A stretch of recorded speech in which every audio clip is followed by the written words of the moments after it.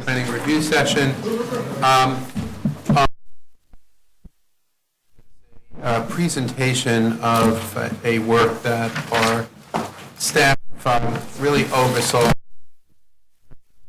buildings for flood risk, and I'm sorry, we were trying to get the commissioners this material over the weekend, but we were unable to, but we have this fabulous book, both hard copy and online, and I think this is going to be a really interesting. You're going to see who's going to give it. Michael Morella, who oversees our.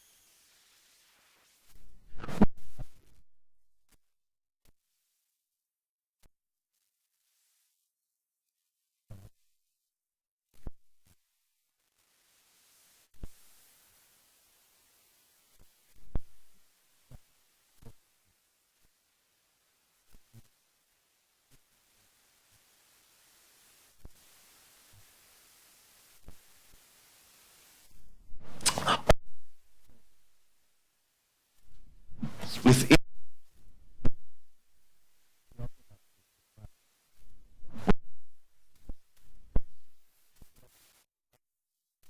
the commission may recall, those were passed initially in 2013, but those were passed as an emergency measure. And as a result, those came with a sunset clause that required that those provisions will expire when this year after the city adopts the new flood maps formally. We expect those flood maps to be adopted in 2016, and so by fall of next year, fall of 2015, we will be putting the flood resilience text amendment back into public review with additional provisions that we are working on now and we'll be discussing with you in the future. We also have now released Retrofitting Buildings for Flood Risk, the new manual that we'll be discussing today. And we're also looking at retail and industrial areas as part of the resiliency portfolio. In addition, we're looking at 10 specific neighborhoods throughout all of the 5 boroughs for which we are taking a concentrated effort looking at the intersection of land use, zoning, and resiliency. We chose these initial areas based on our understanding of where the citywide zoning text amendment may not be sufficient to address the resiliency needs of these neighborhoods. And so we are spending now we've spent the last year and we'll be spending the next year concentrating in these areas, work being conducted out of our borough offices to make certain that these areas are given special attention because of the acute risks that they face. That is all just to explain where the agency's work is and how we're going to be working into the future. So let me turn it over to Cecilia to talk more about the motivation for the Flood Resilient Manual that we just released. Thank you. Good afternoon. My name is Cecilia Kushner. I'm the Strategic Planning Deputy Director for Climate Resilience, and I'm going to spend the next few minutes providing you some background for the long-term resiliency challenges for the City of New York. So within the new preliminary flood insurance rate maps that we've received in 2013 and that will be formally adopted by the city in 2016 or 2017, we currently have 400,000 New Yorkers that are living in the floodplain. That represents about 71,500 buildings. As you can see in the chart, that's about 100% increase in the number of buildings in the floodplain compared to the original 1983 maps that were the first floodplain maps that were mapped in New York City. I also just want to add one point, which is that these maps, the science behind the map, only look at historical past events. So sea level rise, for example, is a data point that is not included in these existing, in the maps that we will have adopted in 2016 and 2017. So this challenge of adopting a really diverse urban building stock is not just the challenge of New York City. This is happening across the nation in a lot of different municipalities that have building typologies that are similar to us. And I'm just going to really quickly go through a few images that speak to that issue. This is, for example, Baltimore. So like New York, historic industrial city. Same thing with Washington, D.C., that has seen also a lot of flooding. But we also have similar building typologies that other municipalities, like Cedar Rapids, for example, that have a dense downtown that includes urban typologies that are also difficult to retrofit. Or even Northfield, Minnesota, where you have smaller towns that have their downtown and their main streets on rivers and that are also prone to flooding with attached building and multi-story building. Or even, and I'll use Michael's joke, which is this is probably the first and last time that West Virginia will be in the same PowerPoints than New York City. But indeed, they also have some building typology that we share. So again, this is a national issue, a national growing issue, which is one of how to adapt urban buildings that are prone to flooding. At the same time that the maps are being updated in New York City, the National Flood Insurance Program is being reformed. The program was created in 1968, and in order for property owners to be able to buy flood insurance from FEMA, from the federal government, each municipality needs to adopt flood insurance maps and enforce flood management, administer flood management, which is what New York City is doing. The NFIP is encountering many challenges because there are a lot of climate events that incur large flooding and are extremely expensive across the nation. Basically, the NFIP program is in the red financially and has been for quite some time. And Katrina and Sandy have increased this financial issue for the program. So in July of 2012, Congress issued the biggest water flood insurance reform act. This reform basically ended the subsidy of flood insurance rates across the nation and increased the rate to the actual risk, the actual rate risk that was incurred by property owners. Right after Sandy, Congress did a second reform, which was the Homeowner Flood Insurance Affordability Act, and the New York City and the Sandy region Congress delegation was really active in pushing for the Homeowner Flood Insurance Affordability Act, which allowed the rates increase to slow down.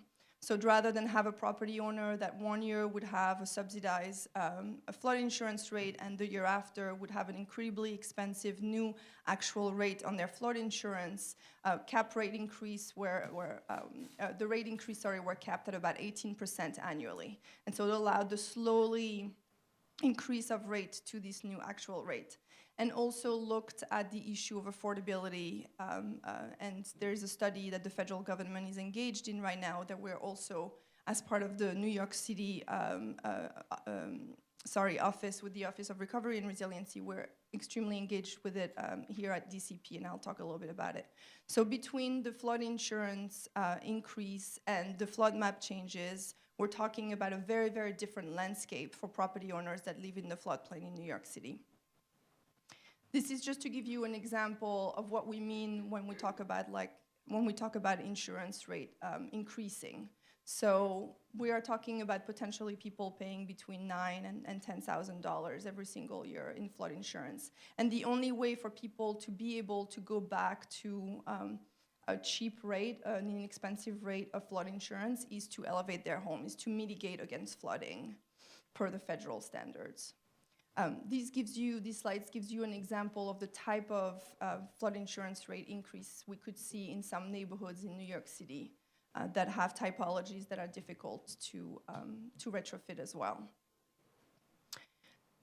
So this background, I think, really gives you a strong sense of what motivated us for this retrofitting building for flood risk report. We really wanted to provide a resource for property owners in New York City, but the report is actually used by property owners and building professionals throughout the nation who encounter these issues of how to retrofit urban typologies.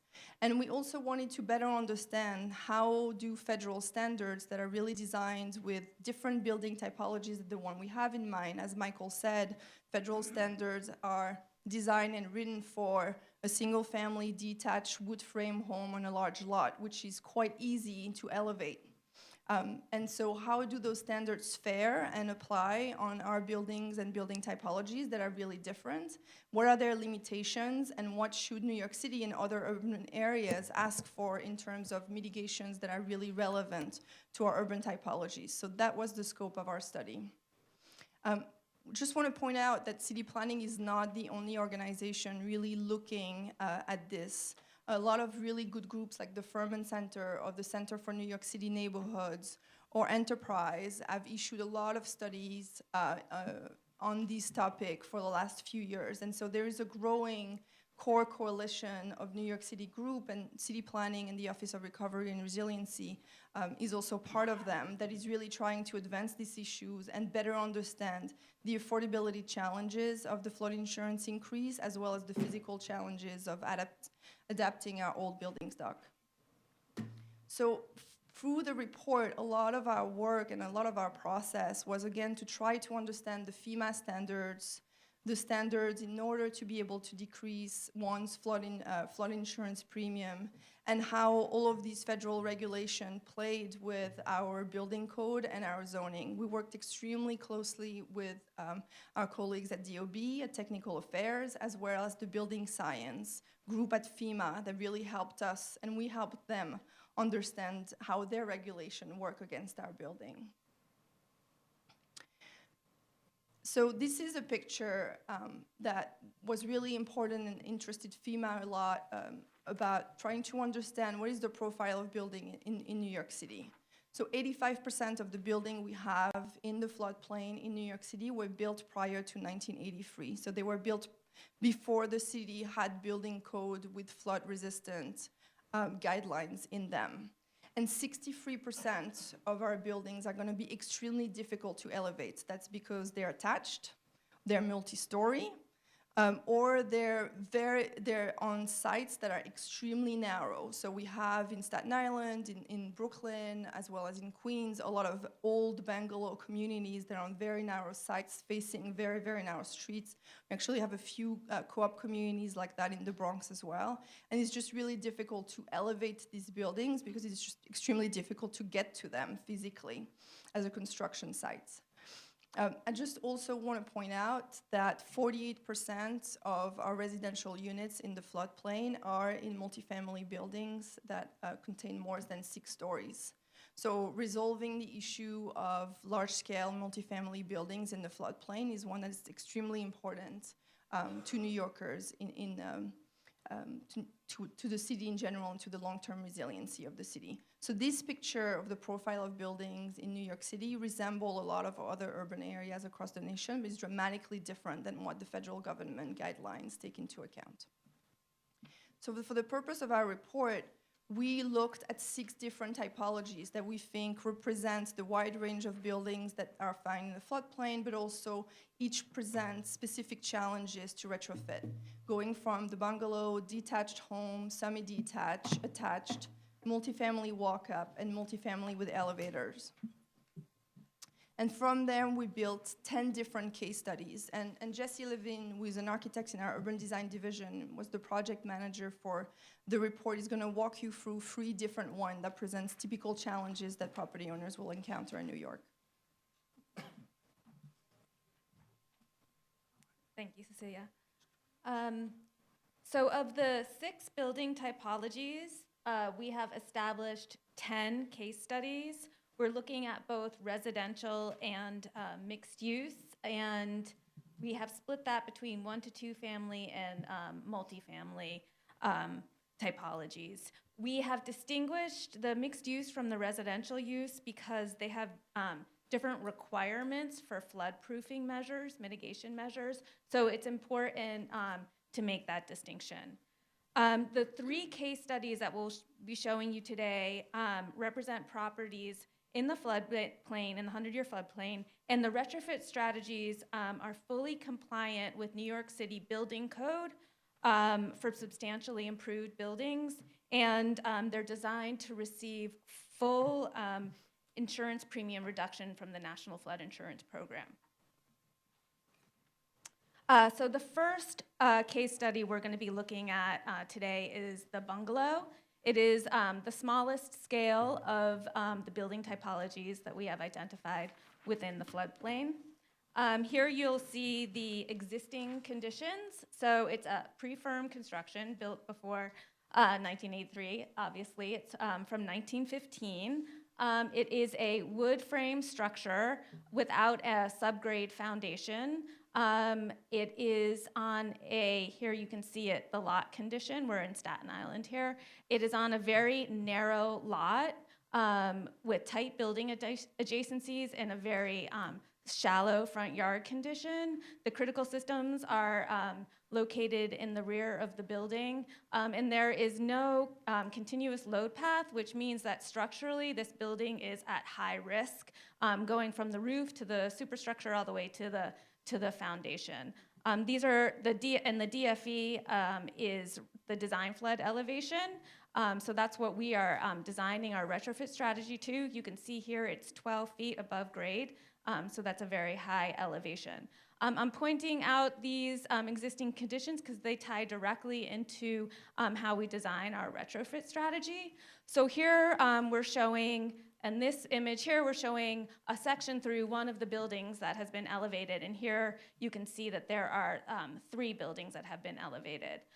So to bring this building into full code compliance and to receive full premium reductions from NFIP, we have elevated the building to the design flood elevation. This entails a new foundation system, relocating the lowest occupiable floor to the DFE, relocating all of the critical systems, insulating the building, the underside of the building, and then implementing at least 2 streetscape mitigation requirements. Here you can see that we have a stair turn and plantings, a porch, covered porch, We can also do you can also put parking underneath your structure. So something to keep in mind with this type of mitigation strategy is that when you are elevating a building to such a height on such a tight site condition, it might be hard for the construction equipment to have access to the site, and you might also have to relocate the building, shifting it on the site to accommodate this new access of this high elevation. The second case study we'll look at is the attached with garden unit. This is your typical row house. You can see down here on the elevation of the existing conditions. This is in Red Hook in Brooklyn. This is pre-firm construction, again, 1900. Typically, these buildings are unreinforced masonry structure with rubble foundation. That means since it's a row house, they have two party walls. So they share two structural walls. This has a unit, a rental unit, a garden level unit below the sidewalk grade. Here, the blue line, again indicating the design flood elevation, shows that you have the cellar, the critical systems below the DFE, you have a garden unit, and then you have part of the duplex unit all under the design flood elevation. And here we are exploring a pretty extreme retrofit strategy. We have tried to relocate all of the lost square footage that you have down below the DFE. The first floor of the duplex unit, you're required to convert that use from occupiable or habitable space to access or storage. And it's the same with the garden unit down at this level here. You're also required to fill to a lowest adjacent grade. So that means that you have to actually come into your building and fill your cellar, in this case, to the rear yard elevation. That might also require you to rebuild your foundation. When you have this building type that has two shared party walls, that becomes very difficult because filling your basement affects your two neighbors. So you might have to go in and actually build a structure within the existing structure to accommodate this fill. So by losing these two floors here, we have attempted to relocate all of the square footage within the adjusted zoning bulk envelope up here, but we have only achieved replacing 75% of that lost square footage. So additional considerations to take besides the flood mitigation and structural strategies that we've indicated here are that 2 stories of habitable space are converted to the use of access, storage, and mechanical room. The new addition, again, with the new addition, we have a total loss of 25% habitable square footage. And with the row house and any kind of attached or semi-attached building typology, we have to keep in mind the structural implications of the neighboring buildings with these floodproofing strategies. The third and final case study that we will review today is the mixed mid-use, mid-rise walk-up. This is your typical tenement style typology. Here we are on East 7th Street in the East Village. The existing conditions, again, here are pre-firm construction, unreinforced masonry structure with subgrade rubble foundation down here. This is a 5-story, 12-unit building. There are 2 dwelling units located below the DFE. The critical systems are located below the DFE. We have a very shallow rear yard condition. And here you can see the zoning envelope here that could accommodate some new construction above. And something to keep in mind with the multifamily typologies are that height and egress requirements become restrictive in terms of what you can do to retrofit your building. So here we have elevated and wet flood proofed, and elevation here, like in the prior example, is a non-structural elevation. What that means is that we are relocating the lowest occupiable floor from below the DFE to above the DFE without actually lifting the building. So what we have done is we've lifted the occupiable space and we've lifted the critical systems. So it's a different type of elevation than you find typically in the FEMA standards. Again, here, like in the previous example, we have converted the use below the DFE to access storage, and we have filled the basement to the lowest adjacent grade. We have then relocated the critical systems here to the rear of the building, but inside the building. Because of this typology and the associated site conditions with this very shallow rear yard condition, it's quite difficult to relocate your systems to the exterior of the building. You could relocate them to the roof of the building, but that could pose structural difficulties, and also you might have to reconfigure your whole systems. So what we've done here is we've relocated it right above where it was. We've also relocated the lost dwelling unit, that was 2 lost dwelling units that were below the DFE here in the basement level, to a new addition on the rear. But we still are incurring a loss of 20% of the building units, and high costs associated with structurally reinforcing the building, and also consideration of what the structural implications of this retrofit will be on your neighbor are quite important. So I'm going to pass it back to Cecilia. So Jesse gave you kind of a snapshot of the type of issues that property owners in New York City will encounter in order to retrofit to full compliance with the NFIP, with FEMA standards, and we Appendix G of the building code.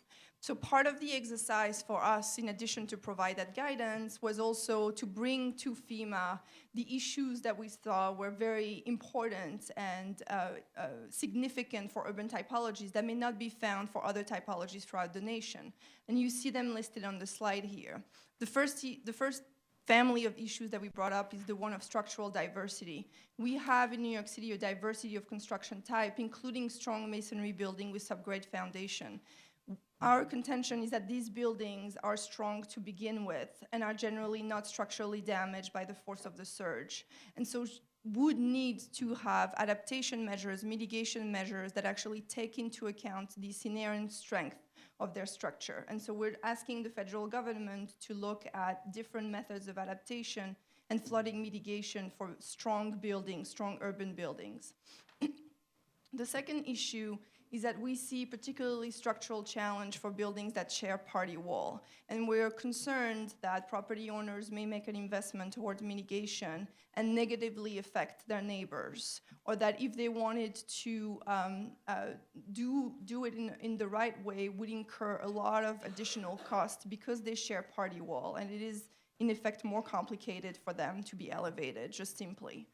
And finally, the third point is that our buildings, because they're generally larger buildings and they house more units, have large and complex critical systems. And that in itself makes it more challenging for them to be elevated. And so we're asking the federal government to look at keeping the critical system in place and dry flood proofing them, which is something that's recognized by building science at FEMA, but unfortunately something that is not recognized as a mitigation measure by the National Flood Insurance Program, and so does not reduce insurance premiums. So we're asking for the building science and the NFIP to be a little bit more coordinated on these really important issues for urban buildings.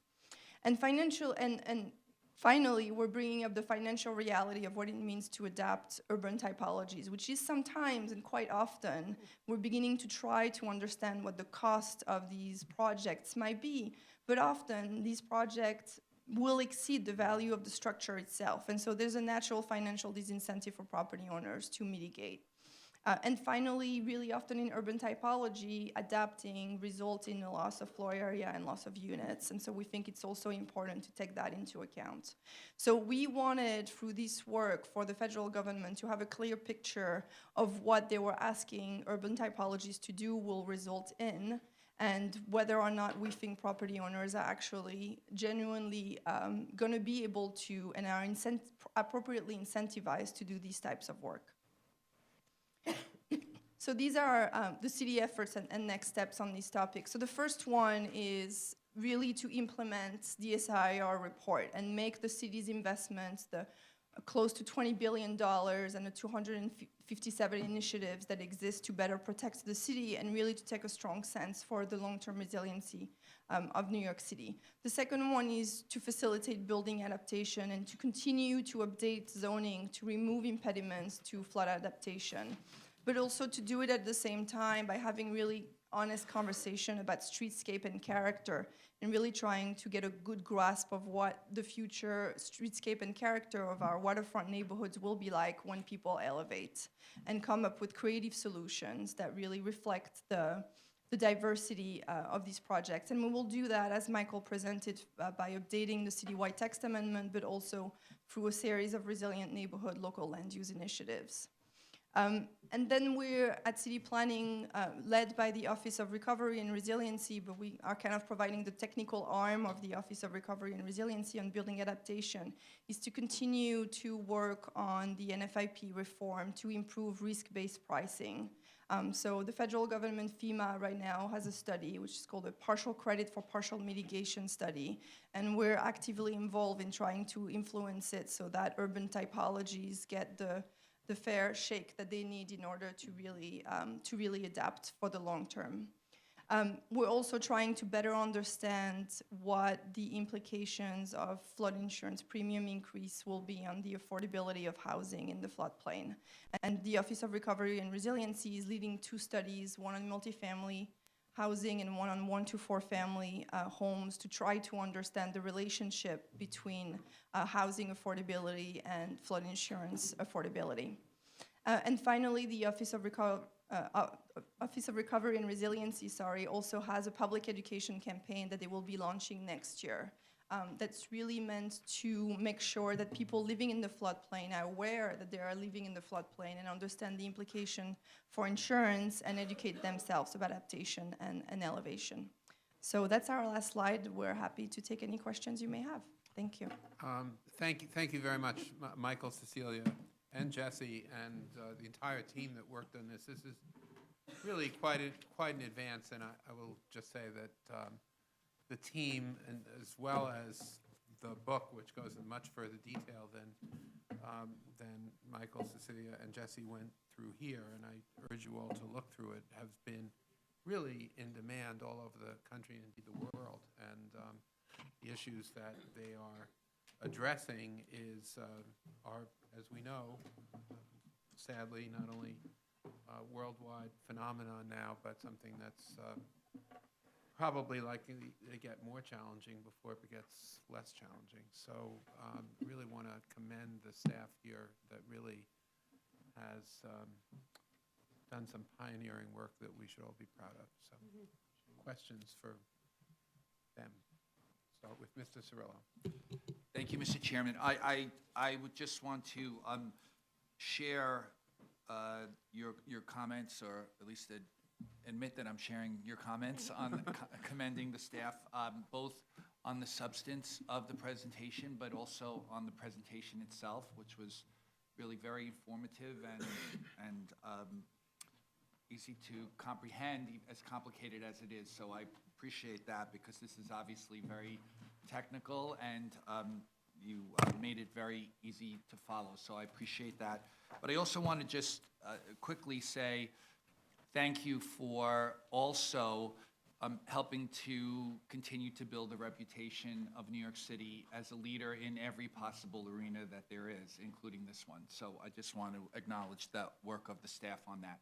A couple of very quick questions. One goes back to one of the earliest parts of the presentation in terms of the sort of phase 1 and phase 2 study areas, and just get a sense, and I'm obviously, the phase 1, I'm assuming were the hardest hit when you look at the maps, but I just wonder timing-wise, when does phase 2, there was certainly, particularly the lower Manhattan piece I noticed, and North Shore of Staten Island, which I obviously know, are in the phase 2 sort of dotted lines, and I just wonder how the priorities were established and what the timing is in terms of looking at some of the dotted line areas, even in you know, not so much Sheepshead Bay, but maybe Bay Ridge. I don't know what the Diker Heights or whatever. Right. So. Certainly. So first and foremost, thank you for the compliments. Very much appreciated.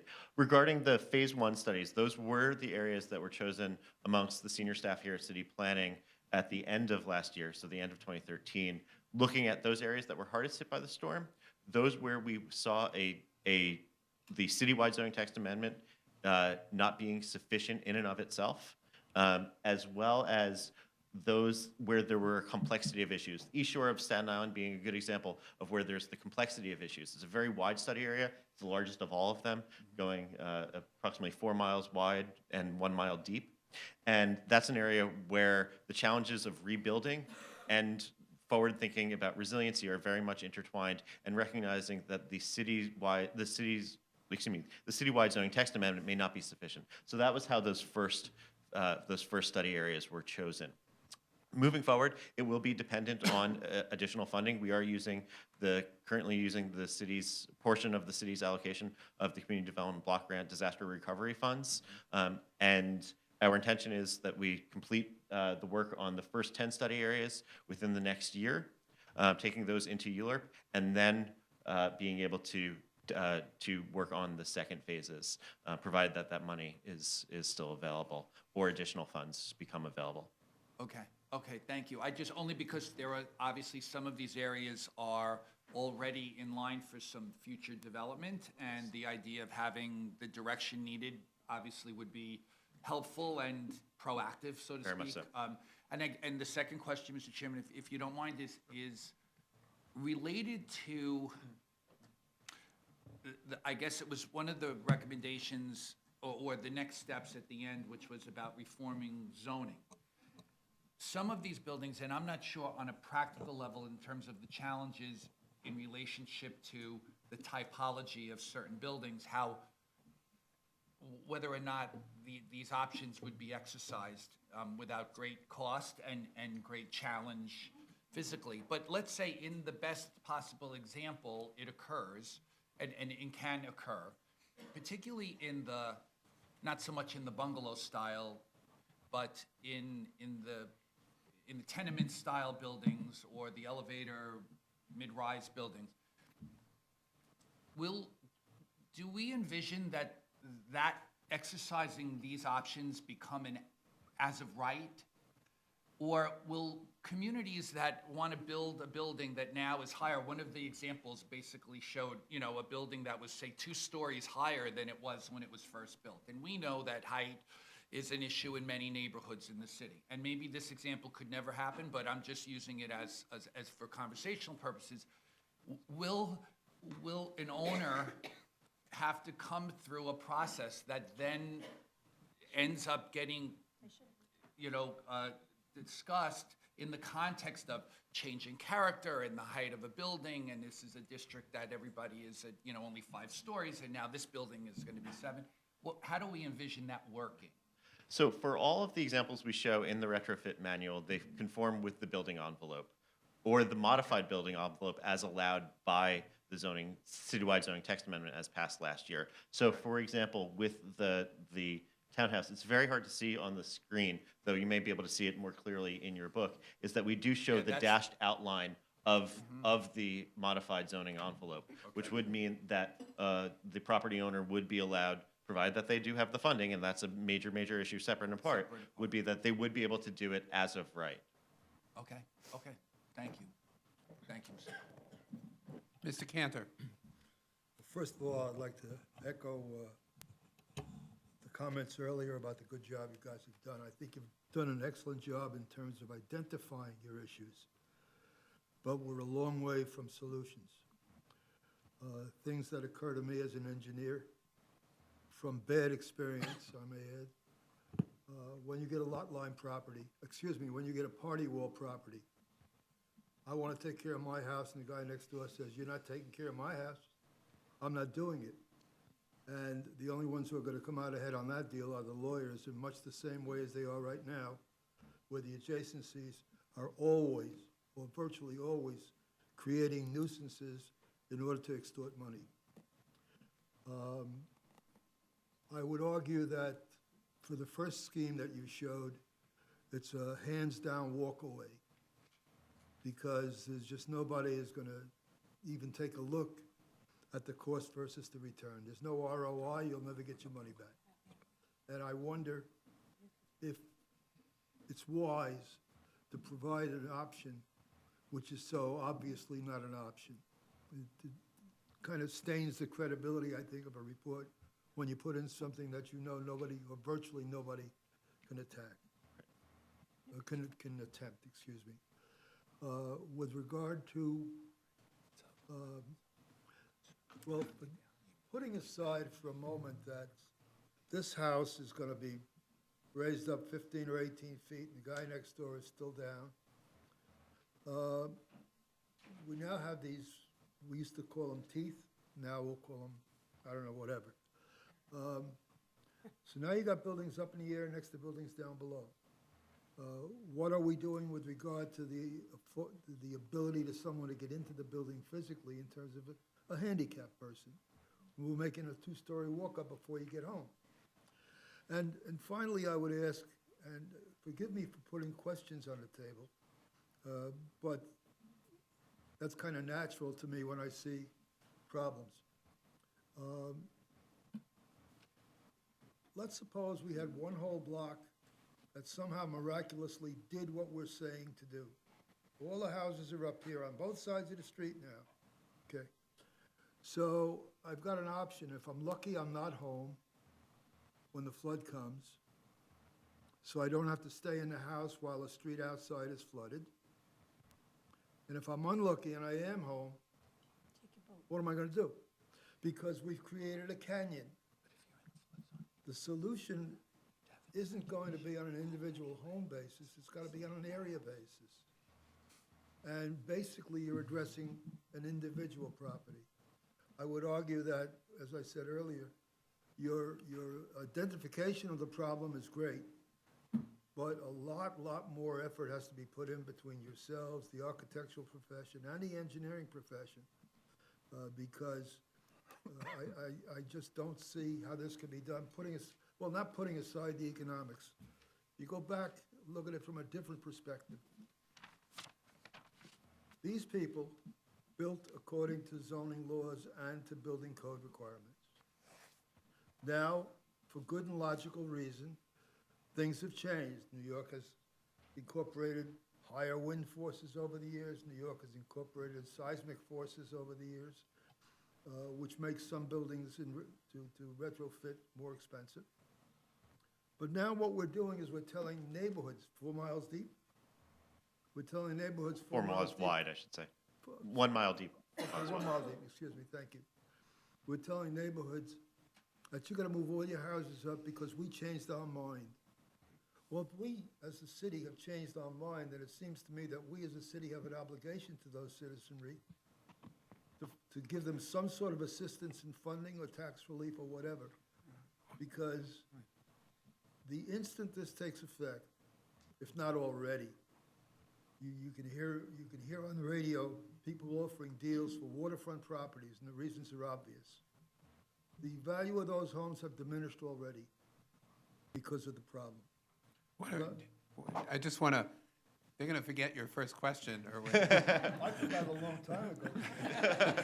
so why don't you hold it there for a second so that they can at least try to address some of the issues that you raised. And I just want to point out one thing, which is, of course, it's not the city of New York that's mandating this. It's really the federal insurance flood protection program. And so what this is, and I think a number of the issues that you're raising are very challenging issues and not necessarily going to be solved by this, but this is a first attempt at a roadmap to help homeowners address the problems that the federal flood insurance program is creating, but go ahead.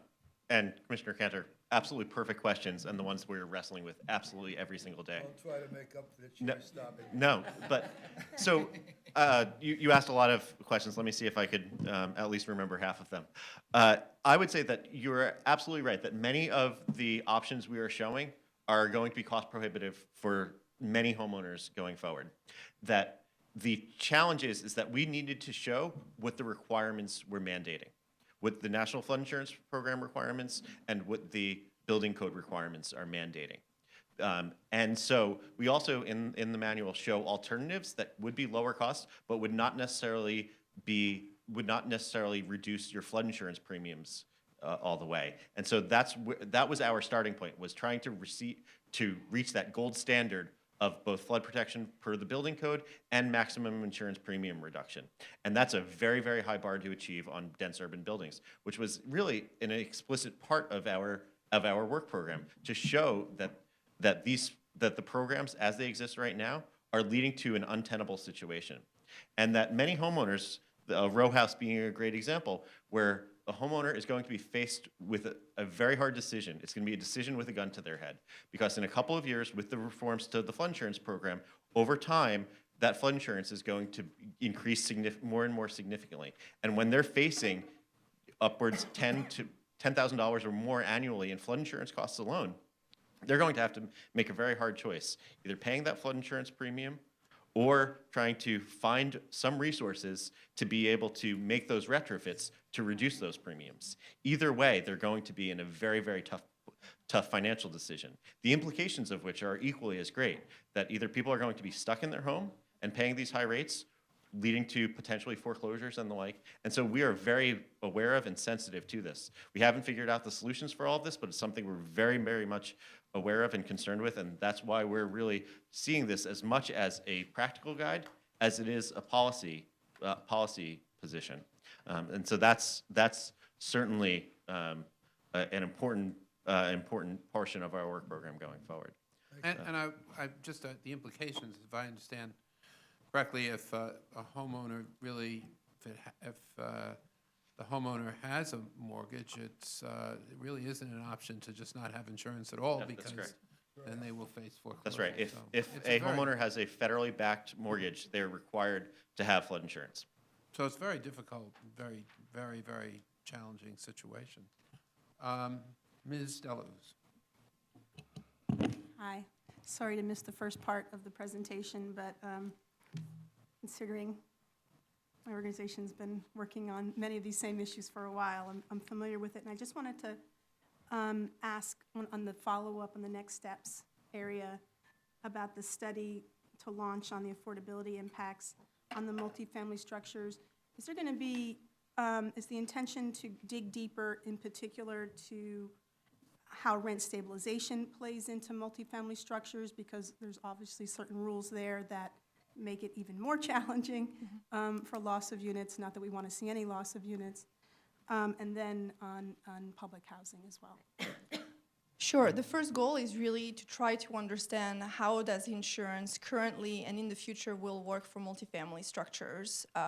It completely differs from one building to the next, and the rating tables that the NFIP provides are really unclear for multifamily structures. So the first goal of the study that the Office of Recovery and Resiliency is leading is just to understand the landscape.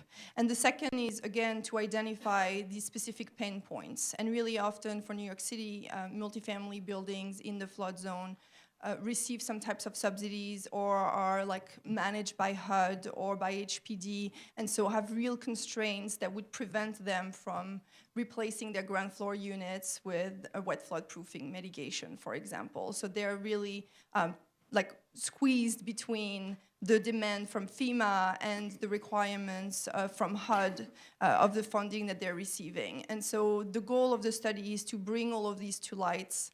So both these federal agencies can talk to each other, understand the implication of each other's policy on these buildings, and come up with a long-term road plan that would allow these buildings to both be protected and continue to be long-term affordability buildings.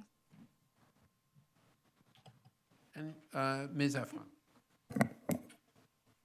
Just wanted to also echo my appreciation for such a thorough report and also for the collaboration with Furman Enterprise and others. And in that vein, I'm wondering if there's coordination with the New York State Office of Recovery, one, and two, whether, and this goes a little bit beyond our commission, but whether there's coordination with Department of Business Services to figure out if there are opportunities to train women and minority-owned contractors or workforce training programs or other community-based groups, particularly in the neighborhoods most hardest hit, where there are contractors and smaller contractors to actually work on the type of retrofits that you're talking about. I'll take the SBS question. Maybe you can take the state question, Michael. So we're working with small business services on two fronts, and I'll get to your point maybe after. The first one is through our retail study. So we're looking at commercial corridors in the floodplain, and so we're working really closely with SBS and the bids in the floodplain to provide some education around what does it mean to be the floodplain, what does it mean to retrofit your commercial or your residential building, so local leaders have an understanding of the regulatory landscape. We're also really working closely with the New York City chapter of the AIA. So we presented this guide a couple of times. We held several workshops with them. So the goal here is, as you were saying, to really begin to educate the broader building and architectural community in New York City so more and more people know how to do these types of projects and understand the underlying regulation. So this is something that we're actively working on.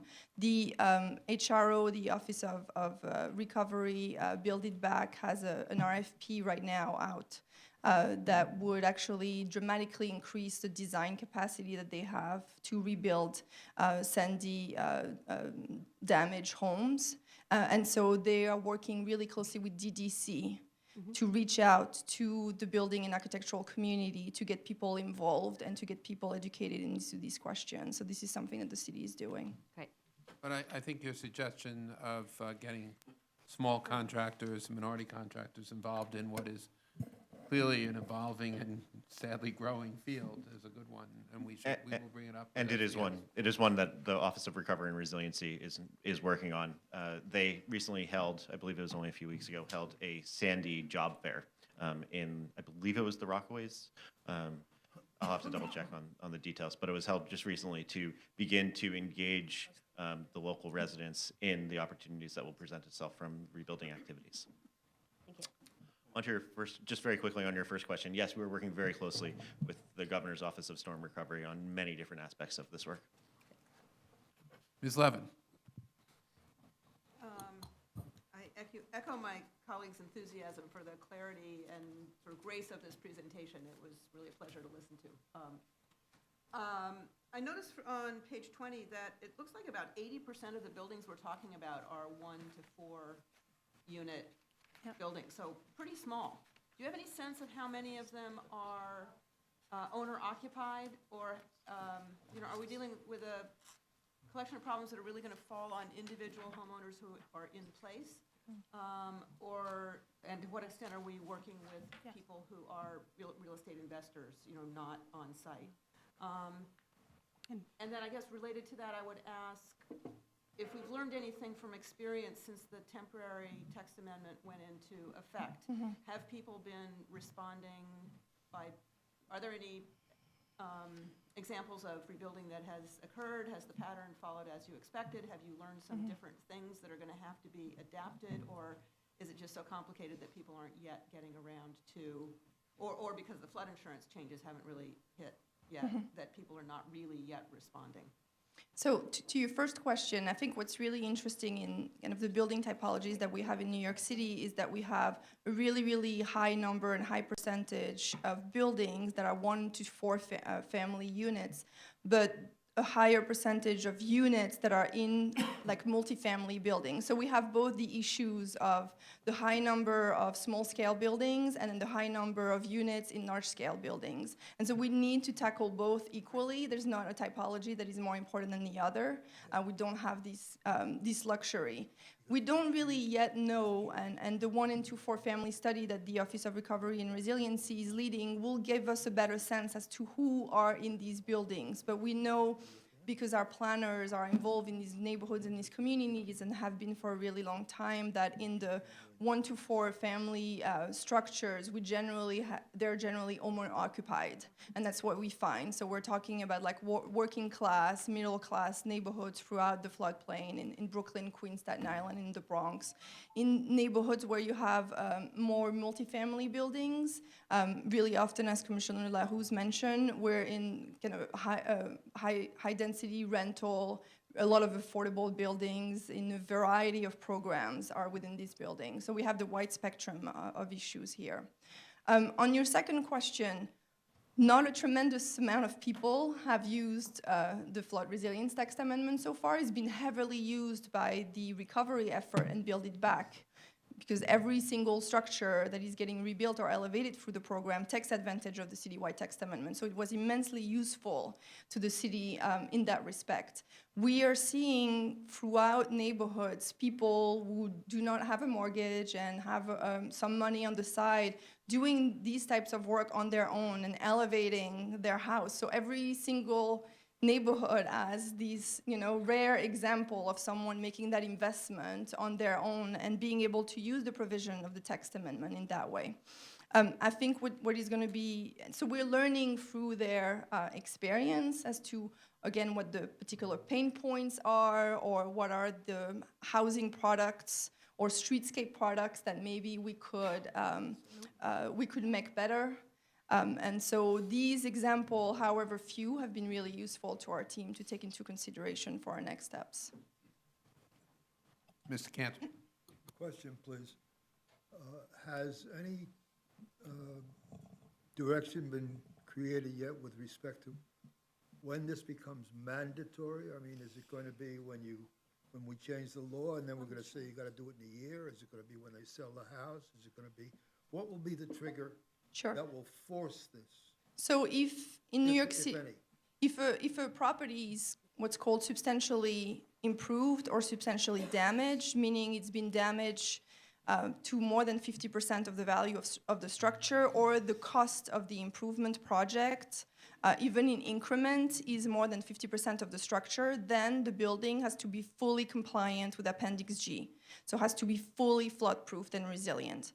For the vast majority of buildings that will not hit that threshold, it is really up to the property owner to make a determination as to whether to adapt against flood risk. But again, as Michael said, property owners will be faced with doing nothing but seeing their flood insurance rate increasing, or adapting and seeing their flood insurance rate decreasing. If I want to sell my home, does that constitute the requirement? Does that force the requirement? No, it does not. Okay, thank you. Any other, Ms. Besser? Thank you, Chair. Thank you. Are you aware of any special financing opportunities that are being looked at for the owners that are anticipating raising their home? There are several that are being looked at and discussed internally to the city as well as the state. The idea of establishing special funds, but nothing that has been determined as of yet. Because of loans? possibly looking at a low-interest loan program or a grant program have both been discussed, but there's nothing that has been decided as of yet. It's an expensive undertaking no matter what. Any other questions? Thank you all very much. Thank you. I'm sure we will see more of this as time Very much so. goes on. I'm sorry, one last point that I do have to give special thanks to the Zoning and Urban Design Division here, who's responsible for the graphics of this document, which have been really terrific. Thank you. It's beautiful. I like the last page with the doodles.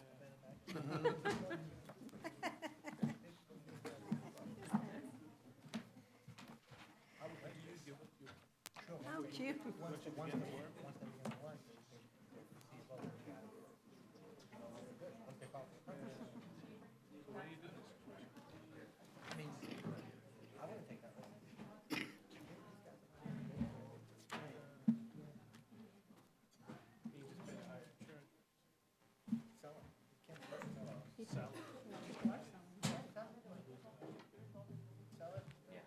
Ms. Harris. Thank you, Mr. Chairman. Good afternoon. This is a City Plan Commission review session. Today is Monday, December 15th, 2014, and a quorum is present. First item on our regular agenda is proposed special permit to facilitate 53 public parking spaces at 551 West 21st Street. And our presenter is Richard. Good afternoon. This is a private application for a special permit pursuant to sections 1345 and 13451 for 53 public parking spaces within a 44-unit mixed-use building at 551 West 21st Street. 551 West 21st Street is located in the Chelsea neighborhood of Community District 4, located here in this L-shaped zoning lot bounded by West 22nd Street to the north, 11th Avenue to the west, and West 21st Street to the south. The site is located just across 11th Avenue from Chelsea Piers and the Hudson River Park, and just about a block west of the High Line. Along this stretch of West 21st Street, building heights range between 1 to 8 stories, and typical uses include storage facilities and commercial art galleries. Nearly every building is served by one or more loading entrance, and curb cuts along the street are numerous and varied in width. The street's curb cuts generally range between 7 and 30 feet, with the largest reaching 88 and 100 feet. Most light manufacturing uses and automobile service uses, although limited, are west of 10th Avenue in the M15 districts, up here and down here. And recent developments include Frank Gehry's IAC building, which is down here on West 19th and 11th Avenue, and across the street from that is Jean Nouvel's Vision Machine, which is a luxury residential development. And east of 10th Avenue, so here's 10th Avenue, east of that is the Chelsea Historic District, where residential uses within 3 to 6 story buildings are typical. In 2005, as part of the Special West Chelsea District Map and Text Amendments, the site was rezoned from being wholly within an M15 district to being split between an M15 and a C63 district within the new special district. So here's the C63 district shooting up, and then the M15 remaining. About the western 140 feet, or 90% of the site, is within the C63 district. The remaining 10% is within the M15 district. The base FER for the site is 5.0, increasable up to 7.5 through the inclusionary housing program and or a High Line transfer bonus. Traffic turning off 11th Avenue, so traveling northbound along 11th Avenue, will turn right and move east between this stretch of 11th and 10th Avenue on West 21st Street.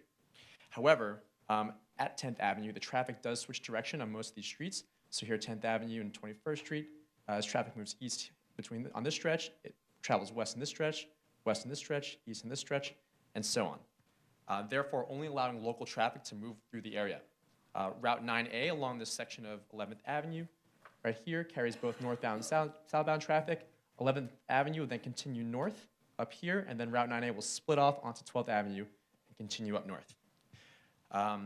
Southbound traffic from 11th Avenue cannot turn left onto West 21st Street because of a median. Must wait till you get to 18th Street, where you can turn right and then enter into the neighborhood.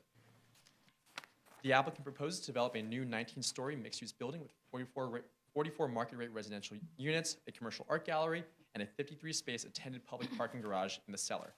The project zoning lot consists of 3 tax lots, so we're zooming into the zoning lot, 11th Avenue, West 22nd Street, West 21st Street.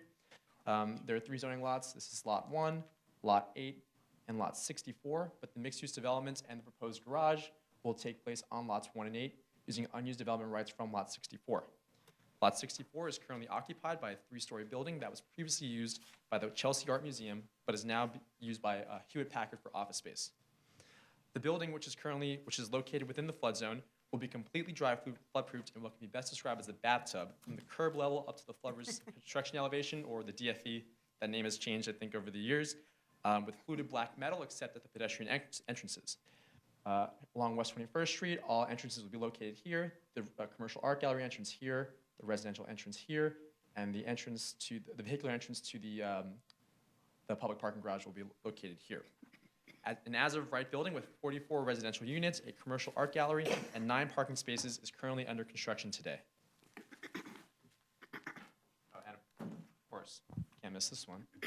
This is a view of the proposed building looking south on 11th Avenue. Here's the Chelsea Art Museum, again 3 stories, or what was formerly the Chelsea Art Museum. And the proposed development, 19 stories, 44 units, the commercial art gallery at the base, or the podium.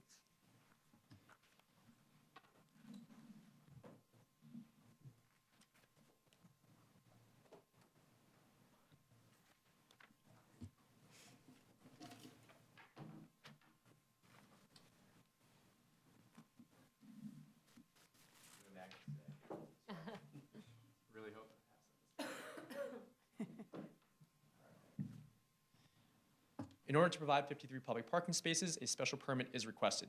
New public parking garages of any size are not permitted as of right within the Manhattan core, but are permitted via any of the special permits listed in sections 13451 to 13455.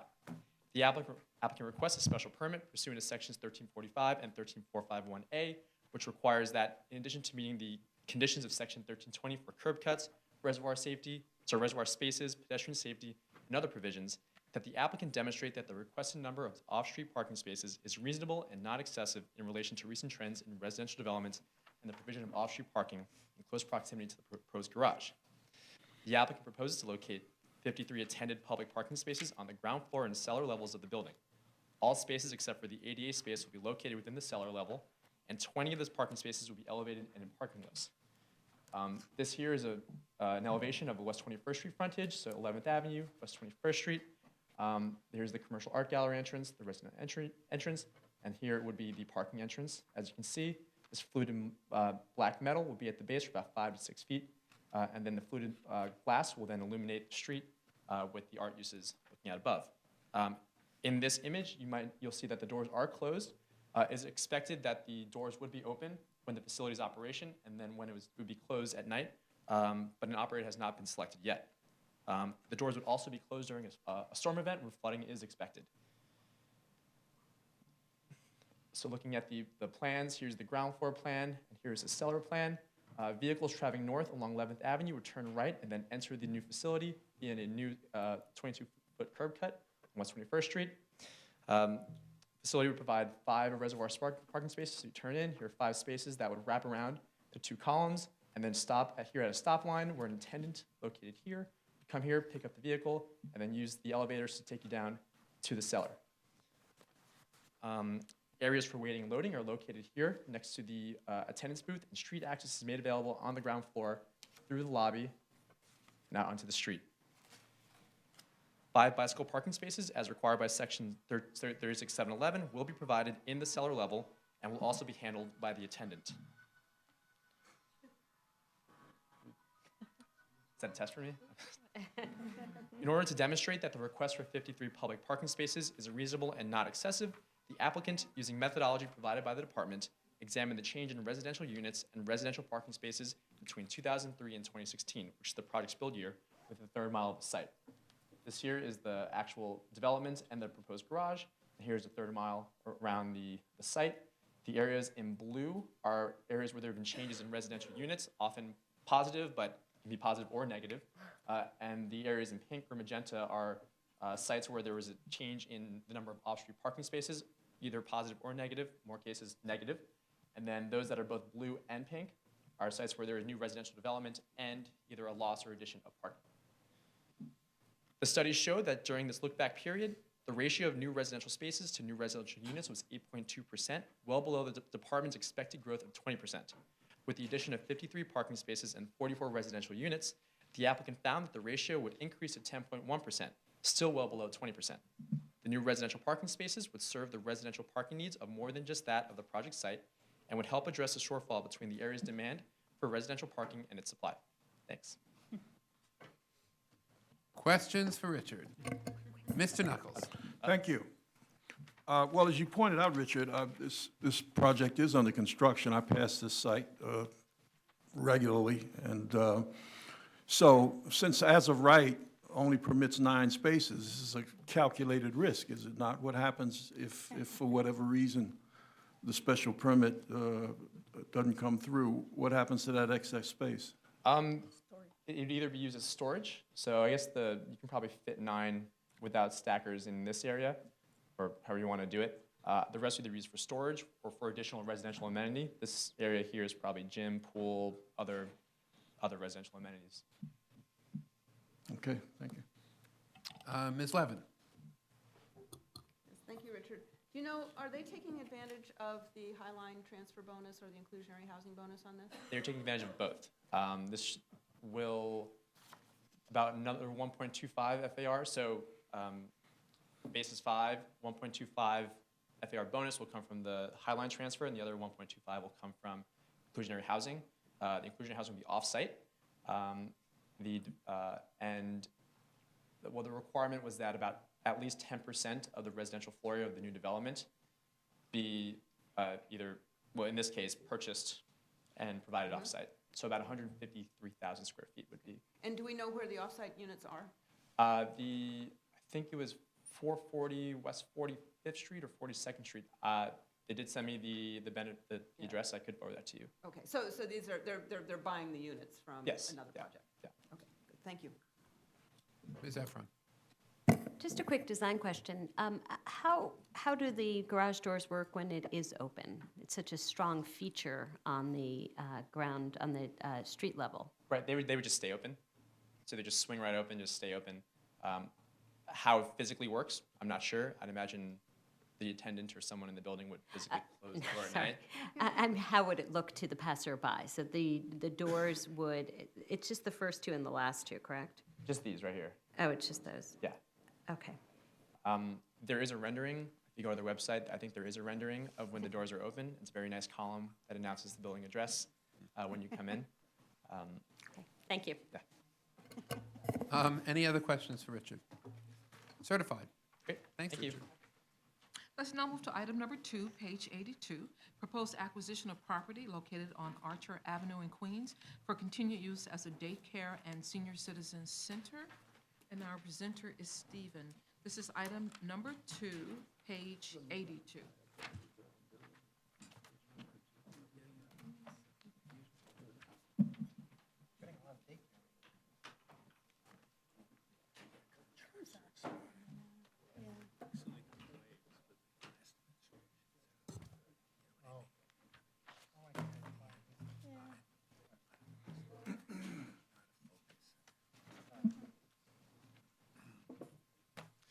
Good afternoon. This application, filed by the Department of Citywide Administrative Services, the Department for the Aging, and the Administration for Children's Services, seeks an acquisition for continued use of the existing Charles R. Drew and Theodore Jackson Senior Center, both located at 16515 Archer Avenue in the Jamaican neighborhood of Queens Community District 12. The surrounding area north of Archer Avenue is generally zoned C62 east of 164th Street and C63 west of 164th Street. South of Archer Avenue, the surrounding area is generally zoned M11 east of 165th Street and R6 to the west of 165th Street, which includes York College. The project site is located within the special downtown Jamaica district, the purpose of which is to promote a mixture of residential, business, and community activities, as well as provide for the provision of affordable housing. The site can be easily reached by public transportation on the E, J, Z, and nearby F subway lines, as well as several bus lines which transport passengers to and from the Jamaica Center bus terminal. The site is improved with an existing 5-story building located at 16515 Archer Avenue between 165th Street and Merrick Boulevard and fronts on the north side of Archer Avenue. And as the photo board here shows, the ACS Child Care Center occupies approximately 31,000 square feet of the second floor of the building, which includes classrooms areas and a rooftop play area, which is, again, on the second floor. You can see in the photo there, you can see it from the back. The senior center occupies approximately 22,513 square feet on the first floor of the building and includes offices, a kitchen, dining room, and computer room. The remaining stories of the building, floors 3 through 5, are occupied by other social service programs and are not part of this application. The Administration for Children's Services and its predecessor agency, the Human Resources Administration, has operated a child care center here since the early 1970s. The Early Learning Center serves up to 72 preschoolers who may attend the program from 7 a.m. to 6 p.m. Monday through Friday. They are taken to and from the center by their parents. The daycare services encompass a variety of activities and programs, which are determined by the children's age, their developmental stage, and the hours in daycare. The program provides nutritionally balanced meal services, supervised playtime, and education for cognitive and emotional development. The Theodore Jackson Senior Center provides a wide range of nutritional and educational support services to those aged 60 and over, with increasing emphasis on the elderly, frail, and minority populations. It is open from 9 a.m. to 5 p.m. Monday through Friday, and has an enrollment of approximately 2,000 people, serving about 200 breakfasts and lunch per day. The Senior Center also provides social service application support and a variety of recreational and physical activities. So again, to facilitate this project, the applicants seek an acquisition for continued use by the city of the Charles R. Drew Early Learning Center and Theodore Jackson Senior Center, which again occupy the first and second floors of the building. Before questions, let me just make a couple of statements about this and some subsequent applications. First of all, this is the, I guess, third or fourth application we've seen over the last few months that have senior citizens and childcare services co-located. And as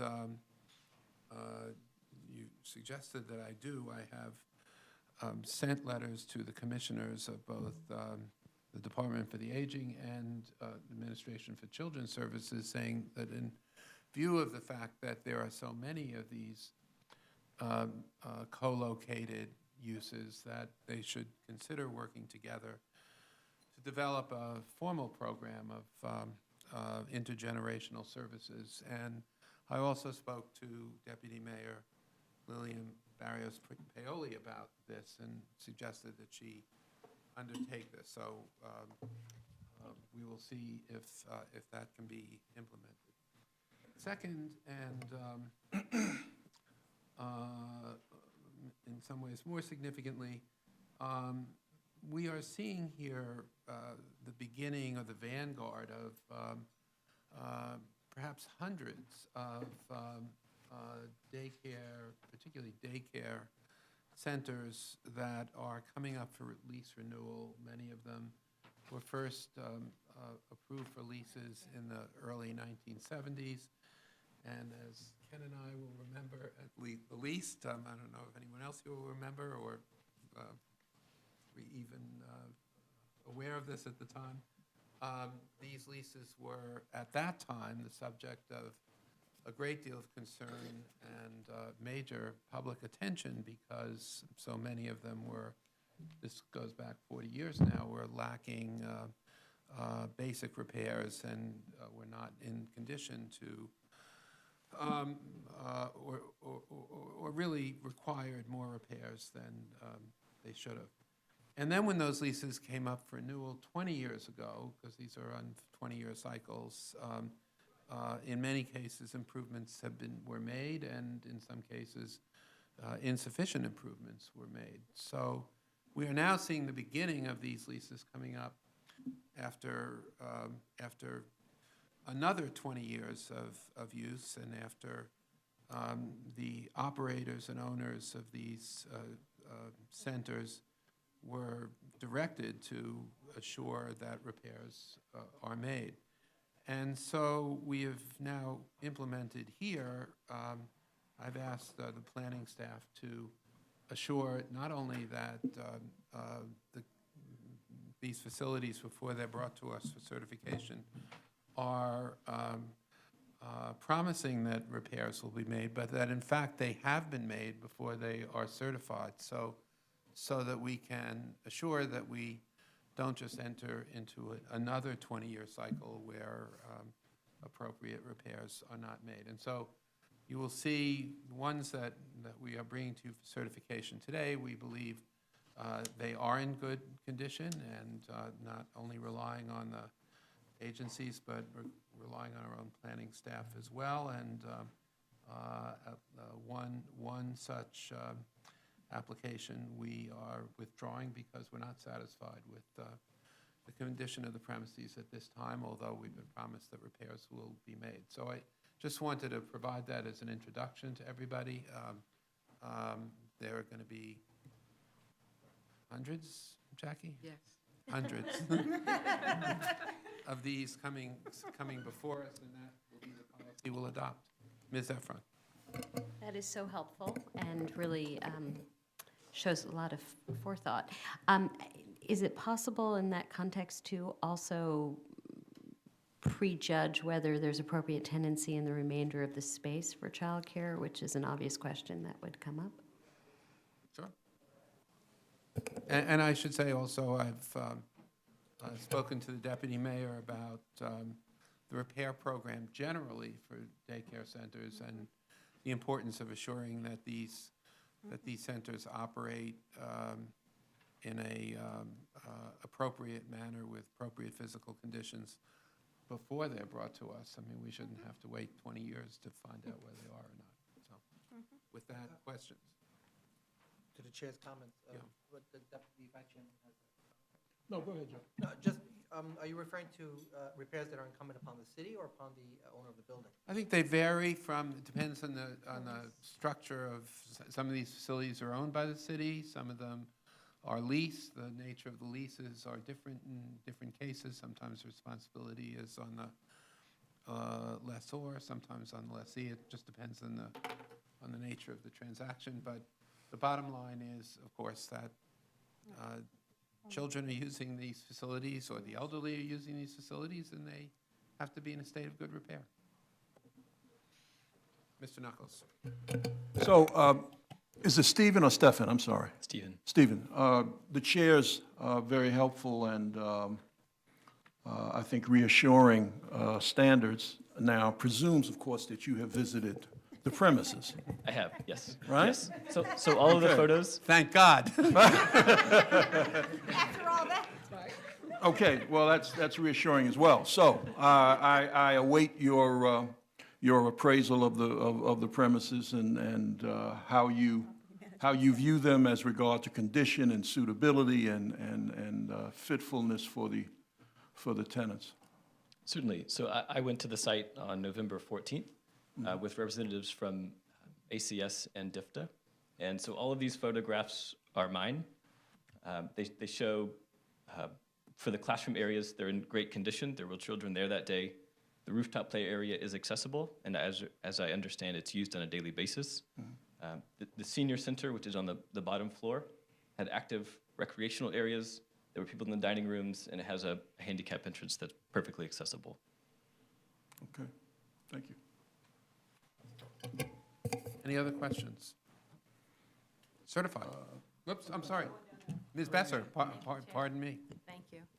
I see that they have a handicap entrance, as you have mentioned. Is there also access to the second floor, an elevator for maybe a child that's disabled, or how would the child get to the second floor? There is an elevator in the building. So the handicap entrance is the main entrance that's on Archer Avenue. So that's the main building entrance, and the primary senior center entrance is on the side of the building. Photograph here. So that the handicap access is used for the whole building, but again, the primary senior center entrance is on the side. Thank you. Ms. Levin and then Ms. Efron. Trying to close this one off. Is this a lease renewal? Yes. Okay, thank you. I now check and see who all the people are who these daycare centers are named after. And this is a particularly distinguished doctor, Dr. Drew, who was the first African-American to graduate from Columbia Medical School and really was in charge of the blood transfusion division during World War II and really helped save a lot of people. Yes, and is there any plan to have something that acknowledges this as an inspirational message to all children and adults going in and out of the daycare center? I don't know such a program, but I'll ask. So if it isn't planned, we'll pass it on to the applicant. It's a good idea. Thank you. Okay, any other questions? Certified. Thank you. Let's now move to item number 3, page 95. Proposed acquisition of property located on West 147th Street in Manhattan for continued use as a daycare center. Our presenter is Calvin. This is item number 3, page 95.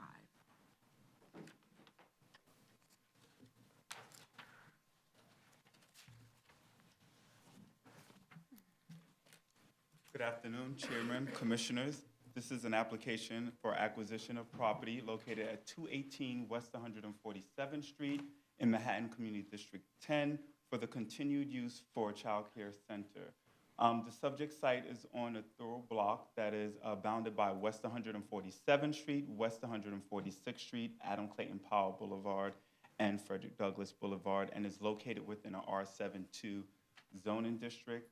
The site is improved with an existing 3-story building. The remainder of the block, as well as the surrounding neighborhood, is mixed use. You have retail, residential with ground floor retail along Adam Clayton Powell Boulevard and Frederick Douglass Boulevard, and you have community facility uses throughout the district. Is 2 blocks north of West 145th Street, which is the major commercial corridor in this neighborhood. This is a picture of the block looking towards Adam Clayton Powell and looking towards Frederick Douglass Boulevard.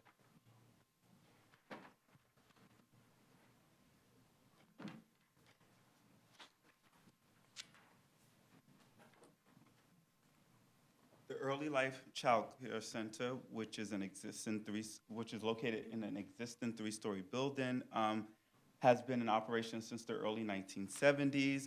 It serves up to 140 preschool children who attend the program full-time Monday through Friday between the times of 8 a.m. and 6 p.m.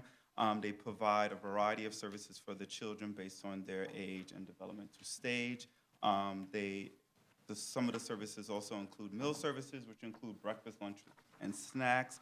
The center is licensed and subject to the established standards of ACS, as well as federal, state, and city regulations, and is staffed by 15 professionals.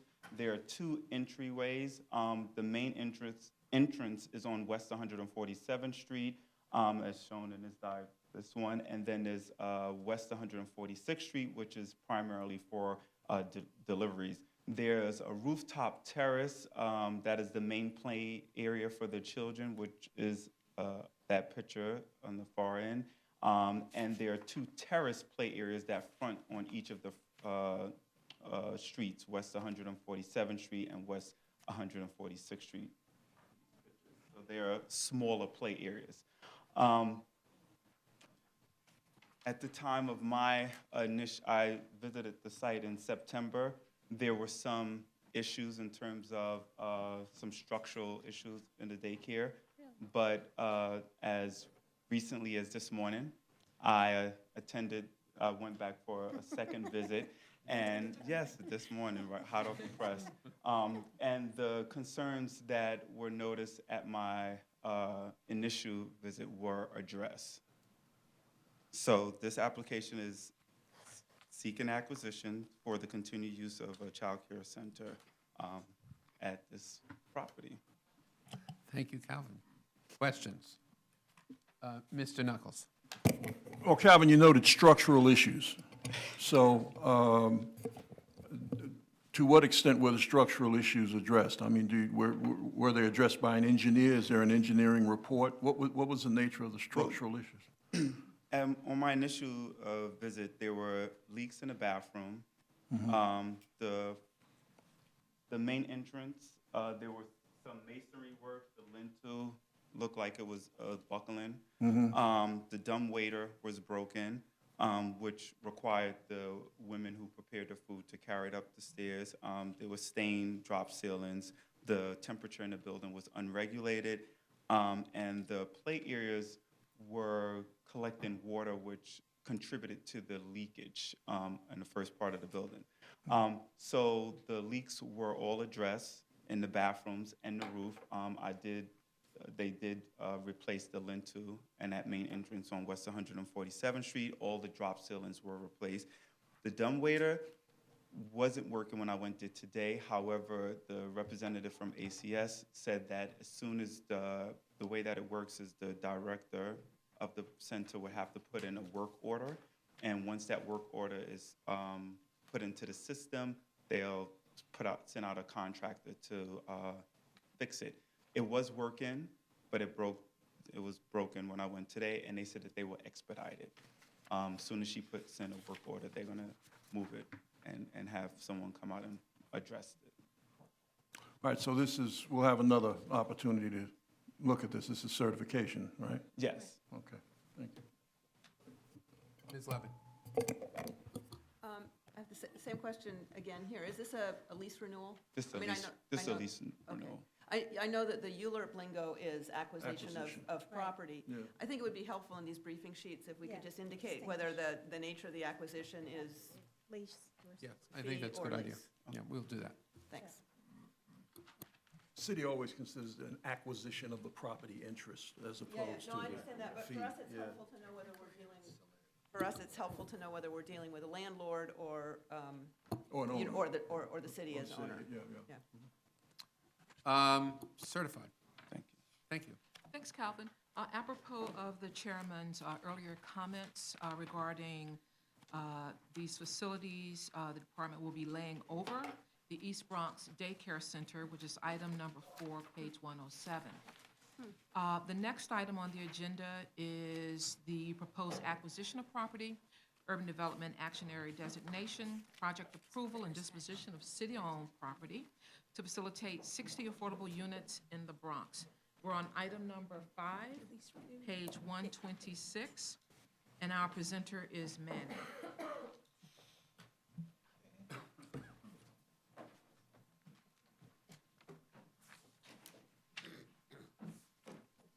Okay, good afternoon, Commissioners.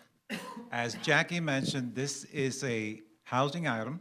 The HPD is the applicant, and they're requesting the acquisition of privately owned property, UDAP designation, project approval, and disposition of city-owned property for property located in the West Concourse neighborhood of Bronx Community District Number 4. The project site is located, let me just put my glasses on.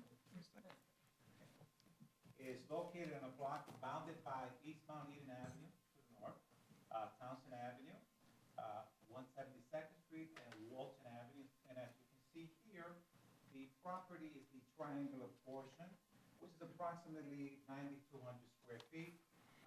Currently on that block, we have a lot of rehabilitated buildings, which, and you also have commercial uses off of East Mount Eden Avenue, supermarket, stores, and other commercial uses.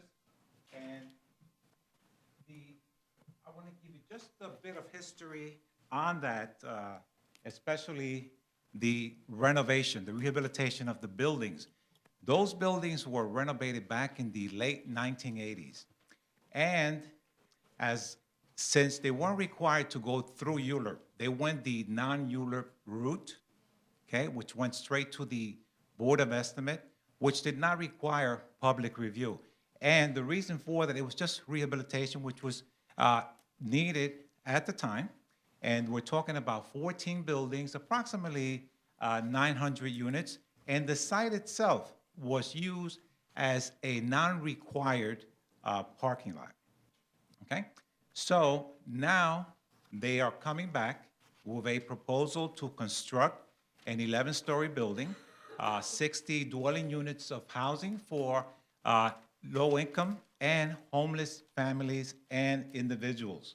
As you can see from the elevation, the building ranges from 9 to 11 stories, again, 60 units. You are going to have, and let me use this diagram here, a rooftop terrace on the 9th floor. A rooftop terrace is proposed for the 9th floor. And looking at the remainder of the site plan, there is a play area, backyard play area for the residents of the facility itself. And there's an entryway here into the building. They will also have a 400 square foot community facility used there. And that's the project itself. Now, I got some information from HPD which sort of explains why they're acquiring the privately owned property. And the going through Euler for the sale of city-owned property. So I'm just going to read to you a portion here of what I received from them. The City Disposition Authority, which allowed for the 1980s conveyance of this property, was based on uses which exempted it from needing to go through Euler. However, as this authority does not allow for the construction of a 60-unit building, the city needed to obtain new disposition authority, which could be attained only through Euler. As you know, disposition authority through Euler could only be obtained if the subject property is city-owned. Therefore, the procedure which is used and has been used a number of times in the past with other parcels is one in which the city files a Euler application whose actions include seeking authority to acquire the subject property as well as to dispose of it. This is referred to as acquisition, disposition, Euler. Now, in this case of 1651 Walton Avenue, the parking lot, the city would very temporarily acquire this property back from Granulated Company and then dispose of it. Now, this is done because Section 695, Section 3 of the General Municipal Law prohibits the city from transferring any interest in any property to any former owner of that property, regardless of how or why the city had obtained the property. Okay, so that's the explanation that I received from HPD. Yes. Is all of that clear to everybody? Okay, good. Let's start with Ms. Levin. No, for once, I didn't have my hand up. Oh, I thought you did. Orlando. Pardon me? Orlando did that. Okay, great. We'll start over here, Mr. Cantor. Come back the other way. You said there was going to be a play area up there as well as a seating area? Yes, the play area. This section towards the back of the building is going to have its concrete pavers. You have benches, bench here, two benches, and there will also be the entryway, which will also have you have a wooden bench and some paver treatment, and that's towards the front of the building. I assume the building has two elevators? I couldn't pick it see- up. I only see one Can't be one. elevator bulkhead here, and a stair bulkhead, No, but the elevator bulkhead may be for two. The reason for my question is, with that kind of activity on the roof, are the two elevators okay? Okay, it's two elevators, two elevators. Even though you do have just one elevator bulkhead, it's two. Yeah, okay. But that kind of creates an activity, going up to the roof is, can affect the elevating, and I'm wondering whether that has been attended to. Okay, I will ask the applicant that question. Mr. Marin. Manny, thank you for the presentation introduction. You're welcome. Question on the description of the proposed project. I know it says here low income and homeless individuals or families. Yes. Do we know what the percentage is that will come from a lottery system, and do we know what the percentage is that will be from homeless, and who is that homeless provider? No, because it hasn't been finalized. We have asked HPD for information regarding the AMI, that information, but they said that they have said it's 40, 50, 60, and 90% of AMI, but regarding the questions that you asked, they hasn't been finalized, but they will have something. And do we know the breakdown of units in the building? That's 60 units. And three bedrooms, two bedrooms, Okay, one bedroom that, studios? okay, that wasn't available. I will get that for you. We also have HPD in the audience from the Bronx office, so they're listening to all your questions. Okay, thank you. Okay, you're welcome. Ms. Delos? Hi, Manny, this is Hi. following up to the question that Commissioner Marin asked. Do we know who the third party will be that the city is going to dispose of the property to, who will then sell back to Granulated Company? I'm just curious. No, that's usually a to be determined, but I can follow up on that. We couldn't keep Ms. Levin away from this. Seized my earlier moment. No, I realized I'd written the question down here, forgot it. Do we know who the intended user of the community facility space is? Is there one selected yet? The intended user, no. Had asked It's that relatively question. small, but, Yes, it is, yes. Yeah. I'll find out. okay, thank you. Ms. Efron? If it weren't for the acquisition and disposition, which I think I now understand, thank you for being so clear, would this be completely as of right and would not come before us? Well, if it wasn't for the the non-ULURP would not come before the commission. Just checking, thank you. Okay, okay. I think so. Certainly complies with the zoning. The shape of the building. Yeah. Any other questions for Manny? Good. Certified. Right, thank you. Excellent. Our next presentation is item number 6, page 142. I'd like to present a new member of the Department of City Planning Brooklyn office, Connie Chan. She's making her very first presentation this afternoon. Connie will be presenting the proposed Urban Development Action Area project designation, project approval and disposition of city-owned property to facilitate 20 units of affordable housing in Brooklyn Community District 16. That's her first presentation, and then she'll have another one next. But we're on item number 6, page 142.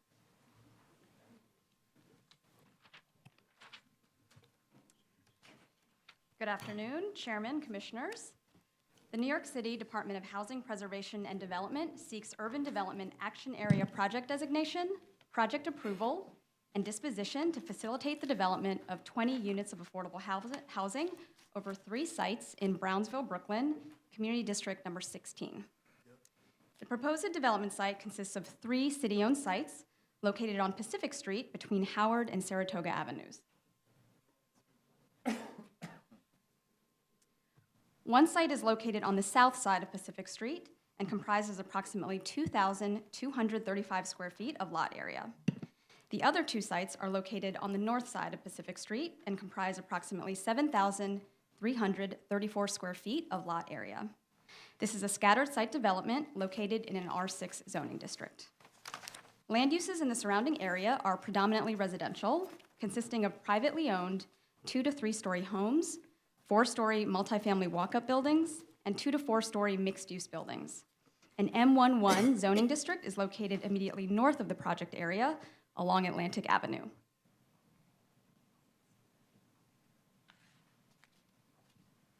An R5B and an R5 zoning district are also located north of the project area.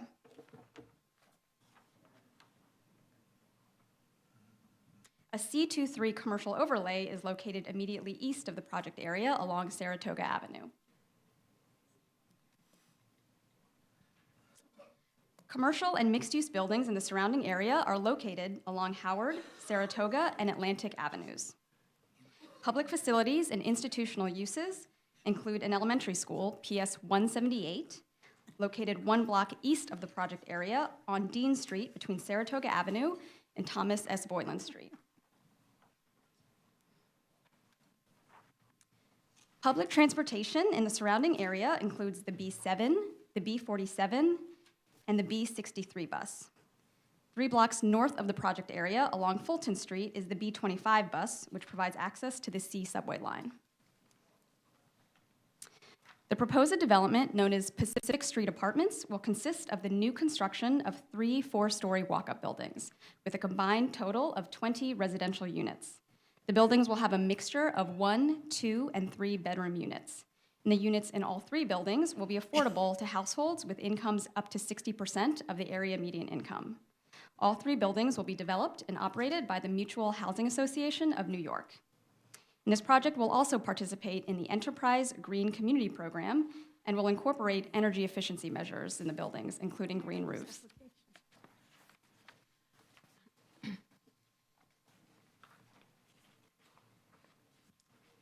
So on the south side of Pacific Street is 2040 Pacific Street.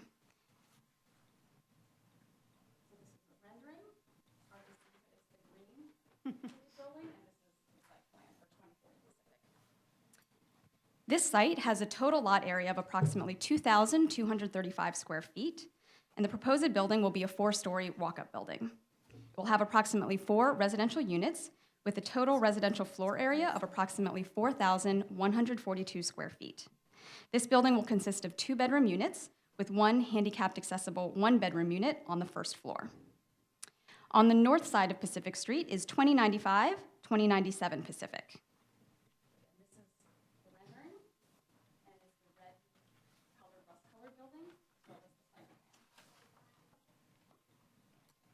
This site has a total lot area of approximately 4,000 square feet. The proposed building will be a 4-story walk-up building with a cellar. It will include approximately 8 residential units with a total residential floor area of approximately 8,407 square feet. This building will have a mix of 1, 2, and 3-bedroom units. Also on the north side of Pacific Street is 2103, 2105 Pacific Street.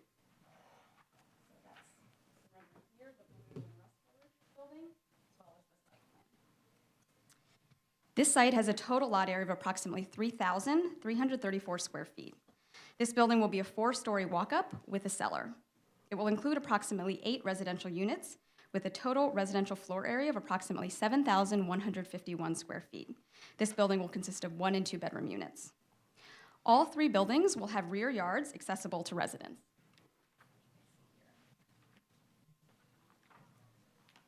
Off-street parking will not be provided as the applicant waived out of the parking requirements per section 25-25 of the zoning resolution. To facilitate this project, to provide 20 units of affordable housing, the applicant requests Urban Development Action Area project designation, project approval, and disposition of city-owned property. Questions? That's, congratulations. Thank you. For your first appearance and no questions, that's a prize. Certified. Let's now move to item number 7, page 170. It's also a proposed urban development action area designation, project approval, and disposition of city-owned property to facilitate 10 units of affordable housing in Brooklyn. And Connie is once again our presenter. We're on item number 7, page 170. Believe me.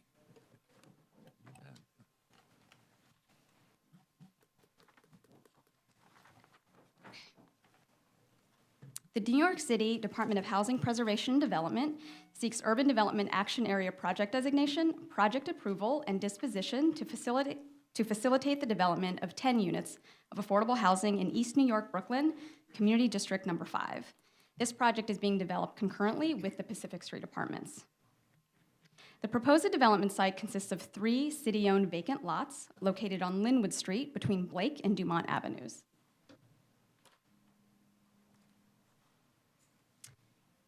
The proposed development site comprises approximately 7,066 square feet of lot area and is located in an R5 zoning district. Land uses in the surrounding area include residential and institutional uses. The blocks surrounding the project area are predominantly residential, consisting of privately owned 2-story, 1- and 2-family homes and multifamily walk-up buildings. Many of the privately owned 1- and 2-family homes in the area were developed under HPD's Partnership New Homes and Nehemiah Homes programs.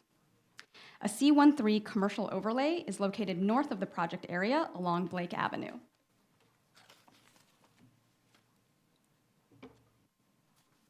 Mixed-use buildings can be found along Dumont and Blake Avenues. Retail businesses are located 2 blocks south of the project area along New Lots Avenue. On the same block as the project area, located on Blake Avenue between Linwood and Essex Street, is a former warehouse building which is now being operated as a community healthcare network planning center operated by the Services for the Underserved. The East New York Elementary and Middle School of Excellence is located 2 blocks east of the project area on Shepherd Avenue between Blake and Dumont Avenues.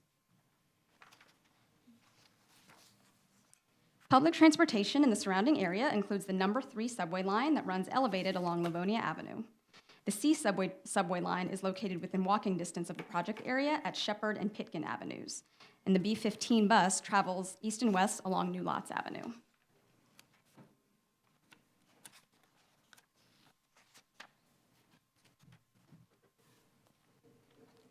The proposed project, Linwood Street Apartments, will consist of the new construction of one 4-story walk-up building.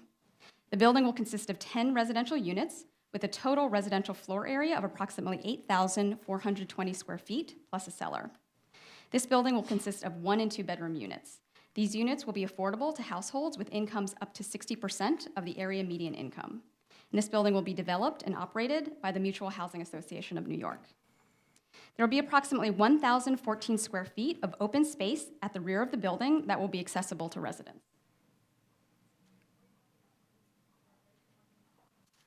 The open space at the rear of the building will also include 4 accessory off-street parking spaces, which is in compliance with the parking requirements of Section 25-25 of the zoning resolution.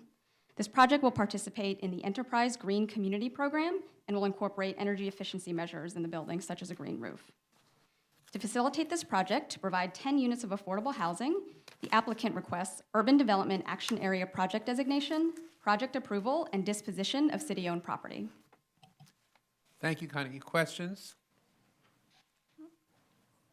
Well done, Connie. Certified.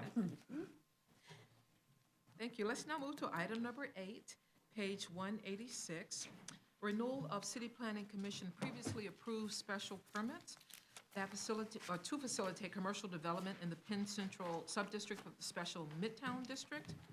This is item number 8. Our presenter is Dominic.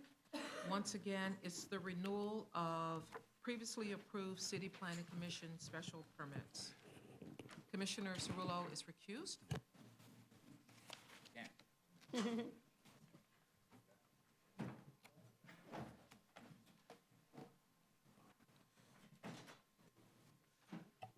Mr. Chairman, Mr. Vice Chairman, Commissioners, good afternoon. The applicant proposes to renew 2 special permits that would facilitate a large commercial office building to be known as 15 Penn Plaza at site 139 West 32nd Street. And that'll be located on the western half of the block, bounded by 7th and 6th Avenues, and between West 33rd and West 32nd Streets. It's located here.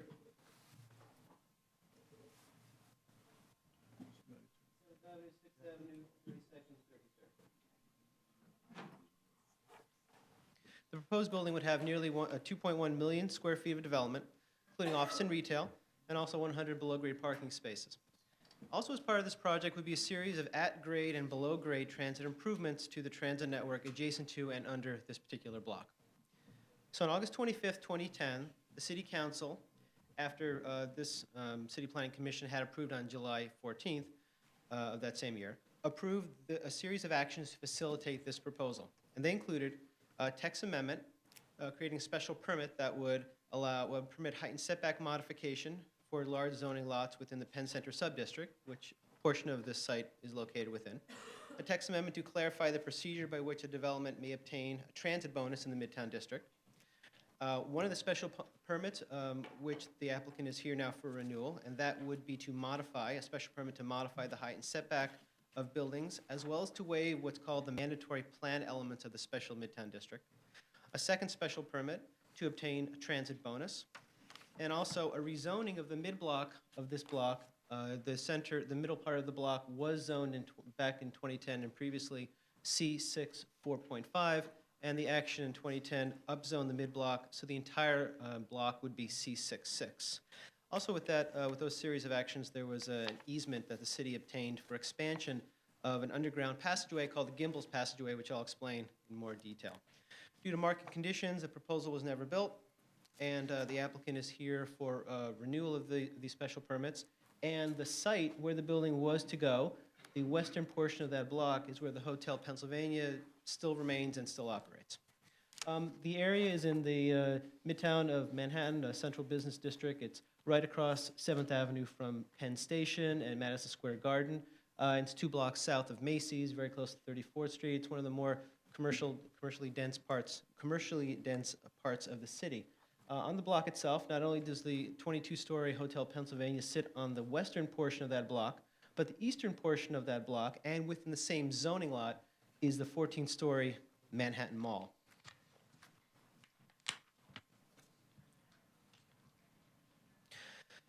So the entire block measures 158,000 square feet. The block is zoned C66, and at 15 FAR, at 18 FAR, which would be 15 plus additional 3 FAR for the transit bonus, the site could generate 2.84 million square feet. Now, since the Manhattan Mall, which is almost 800,000 square feet, would remain, the amount that would be developable under the approved actions is about 2.05 million square feet. And the proposed development would be, as I noted, on the 79,000 square foot half of that block where the Hotel Pennsylvania currently sits.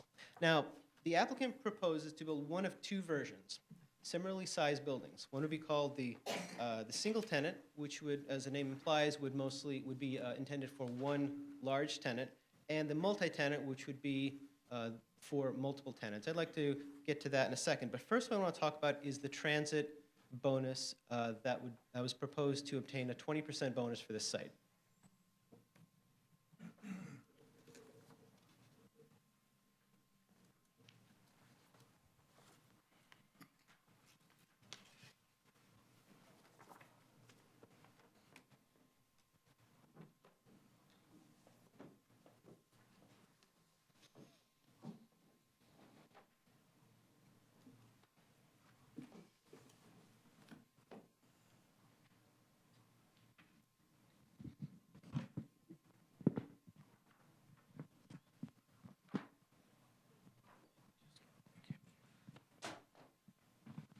So very quickly, I want to show exactly where the improvements were.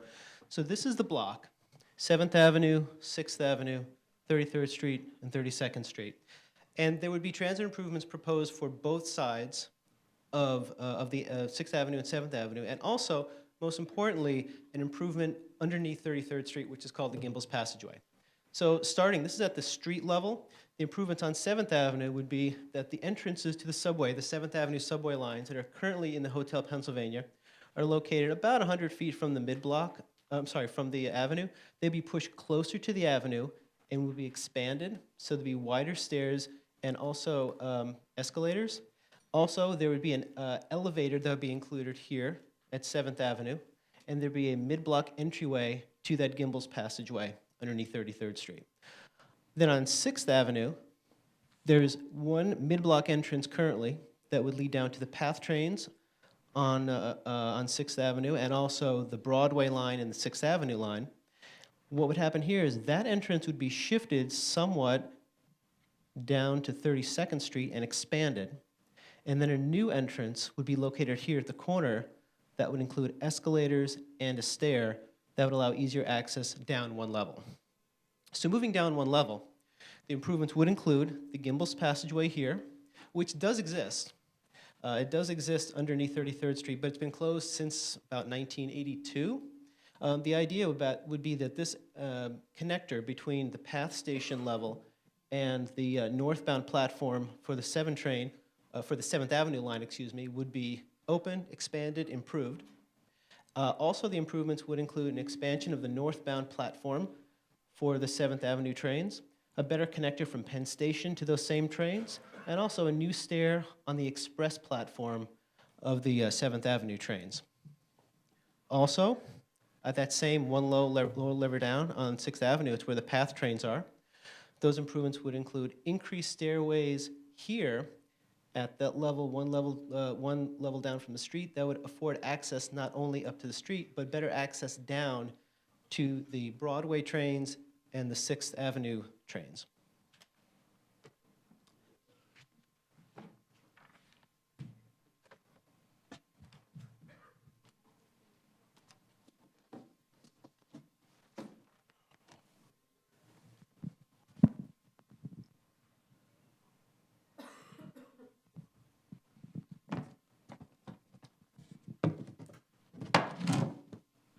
And lastly, this shows one level further down from that. This is the level below the PATH level, where the entrances are for the entryway for the Broadway line, and the stairs that lead down to the 6th Avenue trains, the F, the B, the Q.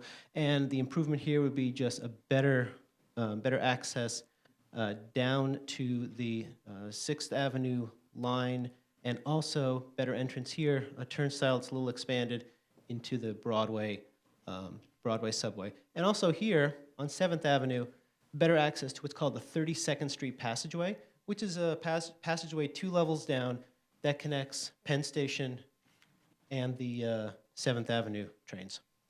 So essentially, those are the transit improvements. As I noted, the transit improvements would afford a 20% bonus, which would obtain 474,000 square feet. And again, that transit bonus was approved by this commission 4 years ago in 2010.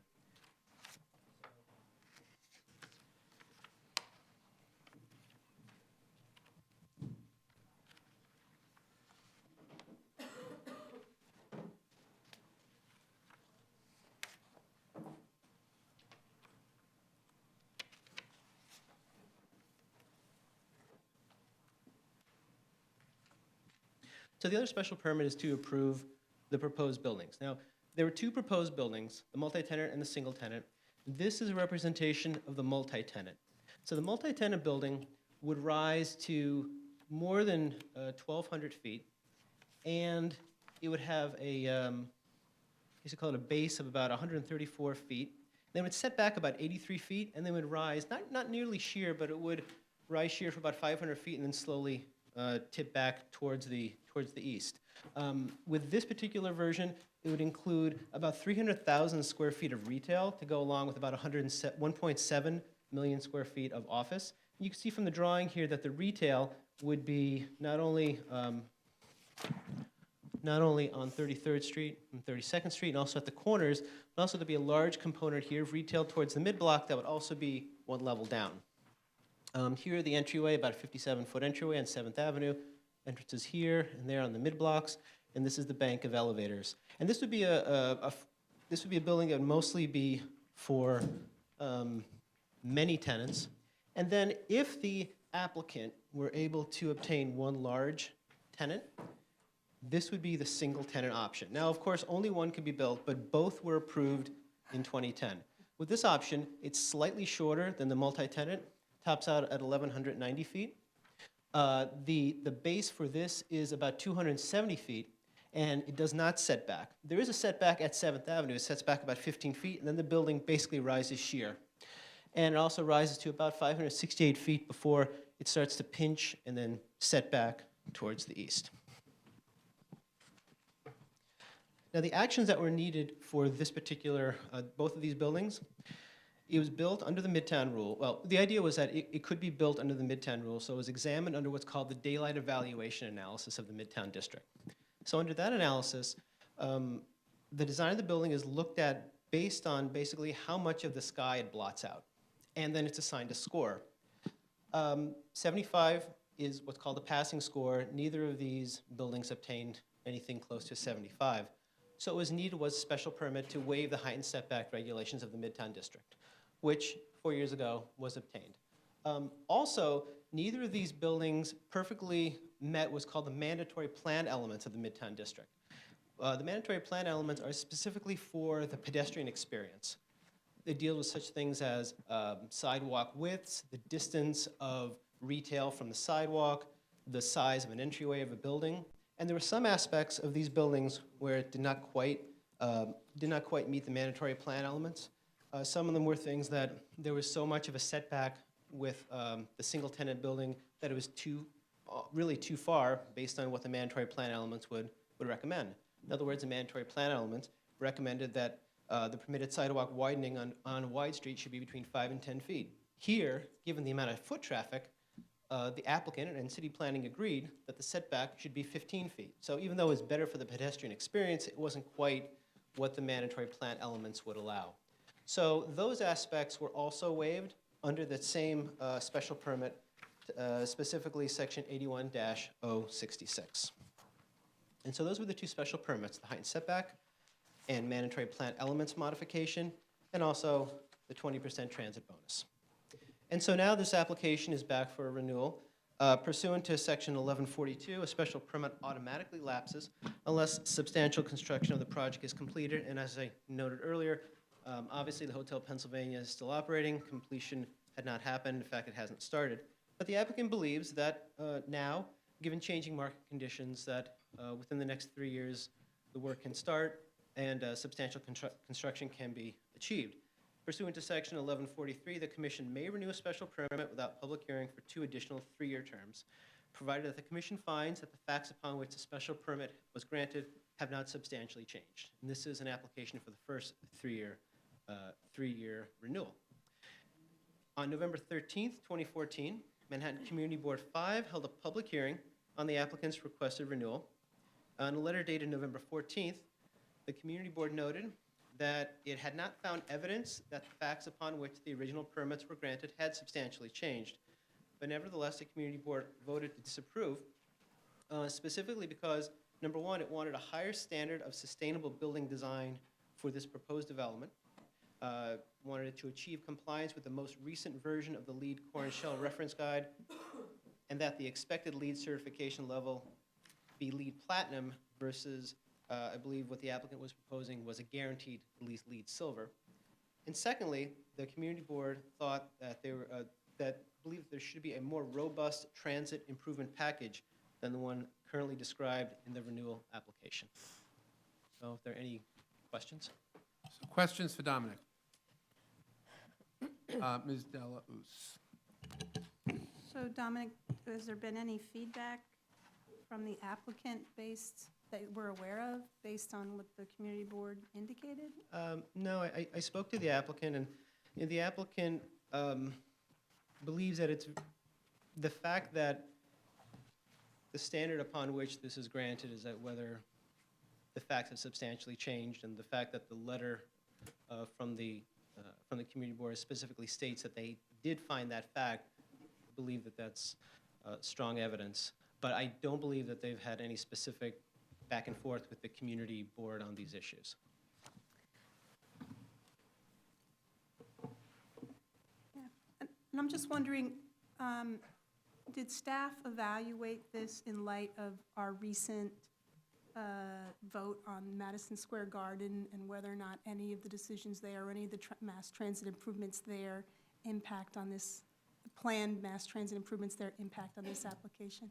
I wasn't around back in 2010 this was considered, so I guess I'm looking at this maybe a little more broadly.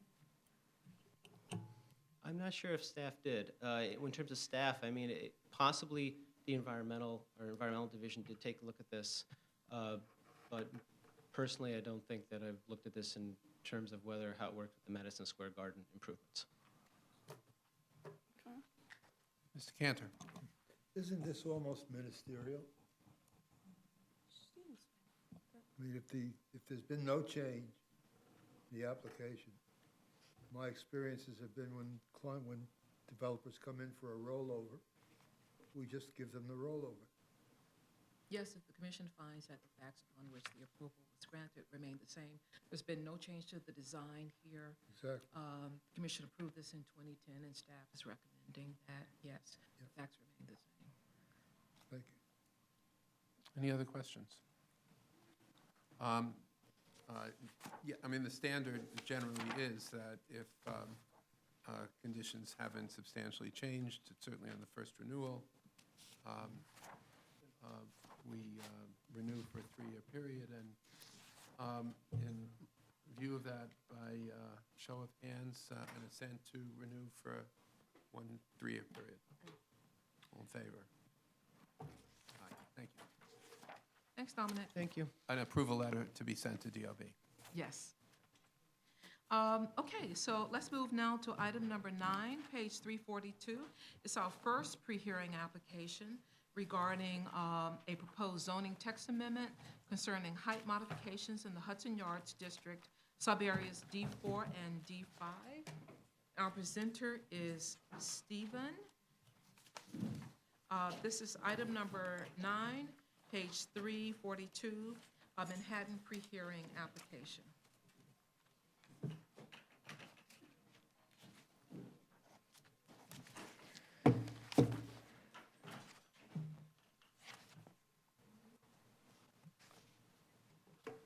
Good afternoon, Commissioners. As you may recall, the applicant D. Solnick Design and Development is seeking to amend the text of the Special Hudson Yards District in order to add a modification to the underlying sliver law, which affects height limits for narrow buildings in subareas D4 and D5 of the district. The proposed action would facilitate a proposal by the applicant to develop approximately 16,500 gross square footage of a residential space, about 7 units, and 2,469 GSF of ground floor community facility with a space in a 120-foot, 11-story building on the project site at 441 West 37th Street. The application was referred for public review on September 29th, 2014. I'll take you through a brief overview of the application and then proceed to the responses from Community Board 4 and the Manhattan Borough President. The site is located within the larger Hudson Yards Special District, as you can see on the map right here. You can see the Javits here, the Farley Corridor, MSG, and then Hudson Park is right there, that green space that will be Hudson Park. The Hudson Yards area is very dense, high building heights, especially in Sub-District A, which is along 11th Avenue, where those blue sites are. Now, the project site is within the Hudson Yards Hell's Kitchen Sub-District D, which is here, further over, which is predominantly residential contextual infill development within an existing mixed-use and former industrial areas. So there's lower densities and lower building heights. So if you look at our zoning map right here, it's further detailed sub-districts D, which is divided into 5 sub-districts. You have 1 here, 2, 3 up top, 4 in the center, and then 5 along the 9th Avenue frontage. So sub-district, sub-area D4 is the mid-block area between 9th and 7th Avenues, and sub-area D5 is along the 9th Avenue frontage. Now, D4 today includes a mix of medium-density residential buildings as well as a number of industrial uses and the access roads to Lincoln Tunnel. It was rezoned from N15 to R8A with a C25 overlay as part of the Hudson Yards rezoning in 2005. D5 sub-area includes a medium-density residential buildings with retail uses and a zone C1 7A. Now, the underlying zoning designation in both areas is R8A with the 2 different commercial overlays. The R8A contextual height and setback controls limit building heights to 120 feet. Now, the maximum residential FAR is 6.02, 6.5 with a community facility. With the additional commercial overlay, a maximum of 2.0 FAR in this area can be utilized for commercial uses as long as it remains at or below the 2nd level.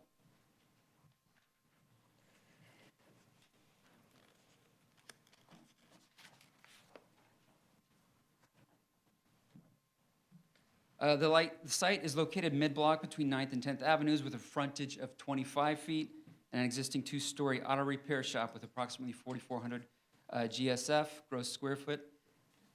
Given its narrow width, the project site is subject to height limitations for narrow buildings stipulated in Section 23692, also known as the Sliver Law, which restricts the height of buildings less than 45 feet in width to either the width of the adjoining street or, in the case where an adjacent building is built to a taller height, the height of the taller abutting building on wide streets or the height of the shorter abutting building on narrow streets.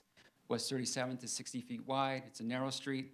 Therefore, absent the proposed action, any development on the project site would be restricted to a height of 60 feet, which would not allow for a full utilization of the permitted FAR available on the site. The applicant is seeking to amend the text for Section 93542, which is height and setback in subareas D4 and D5 only, by adding an exception to the height limit, which would allow sites that are less than 45 feet in width and on narrow streets to be built up to the height of the taller abutting building, which is currently allowed on wide streets. So given the site's location adjacent to a building developed to the maximum 120 feet, as you can see here, on this site here, this is the proposed no action condition and with action condition next to it. 2 different building heights. So the proposed action would then facilitate the proposal by the applicant to develop approximately 16,500 GSF of residential space and approximately 2,500 GSF of ground floor community facility space on the project site. The public review, as I mentioned, the application was referred on September 29th. The department has received responses from CB4 and the Manhattan Borough President. CB4 voted unanimously to approve the application and noted that the underlying R8A contextual zoning remains and that the existing sliver law has the unintended consequence of incentivizing small landowners to sell their property to developers of adjacent sites who are assembling larger parcels, which might not always be a preferred outcome. Now, the Manhattan Borough President also supports the application and further suggested that the department should consider taking a look at a broader modification of the sliver law if similar relief is sought in other special districts. Thank you. Questions? Ms. Efron. How many sites in this district would be eligible or would potentially want an exemption under the sliver law? In the environmental review, they found that this would be the only site that would likely would be applied to. Thank you. Ms. Levin. But following up on that, it does seem that there are probably some other special districts with contextual zoning where this could be of use. So it seems to me that the borough president's point is well taken, that it could have broader application than just right here. Is there a response from staff to that comment? Not at the moment. If we have further indication from these special district areas that are interested in it, we could take a look at it more of a piecemeal fashion, but we haven't taken a broader undertaking of it yet. Seems like the perfect getting in the way of the possible here, and it makes sense where we know it has to be dealt with here to move forward, but I think it is a good template for the future, and we ought to realize that there could be other situations coming at us. Yeah, the point is well taken. Any other questions? Okay, a public hearing on Wednesday. Thank you. Let's now move to item number 10, page 355, our second pre-hearing item. This is the proposed meatpacking area business improvement district, and our presenter is Barry. This is item number 10, page 355. And let me just say before Barry starts that, just in the spirit of full disclosure, the applicant here was my client in the early stages of the development of this proposal. There is no conflict of interest since I don't represent them now and have no financial stake in this whatsoever, but I just wanted everyone to know that they were my client at the outset, so for what it's worth. As well? Yes, Ms. Ortiz. Subsequent to your involvement, I was also involved in reviewing the district plan, but again, I have no stake in the outcome of this, so I wanted to disclose that as well. So this should be perfect. Thank you very much. Good afternoon. This is a proposal for a business improvement district in the meatpacking area of Manhattan, located in Community District 2 and 4. It's on for hearing on Wednesday, as Jackie said. If this proposal is adopted, it would likely be the 72nd bid to come into existence in New York City. The sponsor of the bid is something called the Meatpacking Improvement Association. This is an organization that was founded in 2009. In 2014, it merged with the Chelsea Improvement Corporation, which is an organization that worked in the southernmost part of Chelsea on similar issues to the Meatpacking Improvement Association. The proposed bid would serve an area located on the west by West Street, on the east by 8th Avenue, on the south by Horatio Street, and on the north by 17th Street. There are two impact areas, which I'll get to and explain a little bit about in a minute, between 17th and 18th Street, and between Horatio and West 12th Street. These are outside the bid, but are part of this proposal, and I'll explain a little bit later about it. The majority of the bid is commercial. Most of the area is zoned for manufacturing. There are about 760 businesses in the district. They're located in 220 ground floor spaces and 540 upper floor spaces. It's about 7.5 million square feet of real estate located on 154 tax lots. There are also about 1,000 hotel rooms in the district in 4 properties, and there are 8 public plazas. There's a diverse range of businesses in the district, including information, professional and technical services, a accommodations, and of course, retail. There are about 2,700 retail residential units in the district. Most of them are located at the edge of the district. There are very few residential districts and residents in the core of the district. The bid proposes a first-year budget of $1.2 million. They're projected to spend about $265,000 for sanitation, $145,000 for beautification and landscaping, $387,000 for security, $145,000 for capital maintenance and reserve, $100,000 for furniture and maintenance and supplies, $200,000 for economic development, including Wi-Fi, education, maybe some facade work, and $367,000 for administration and advocacy. The budget may rise to $3.2 million over time as the area grows and there is a need for additional services. Up to $32 million may be spent on capital improvements according to the plan, although at this point there is no plan or intention to do any capital improvements. The assessment is calculated based on commercial square feet. Commercial properties will pay between 22 and 24 cents per square foot. It will really depend upon what properties are online at the time the bid is enacted. At this point, it looks like the assessment will be closer to 22 cents per square foot. 40% of the assessments are less than $1,000. The maximum assessment is expected to be about $475,000. The minimum is $110, and the median is about $1,760. Residential property would pay $1 per year. Not-for-profit and government would not be assessed.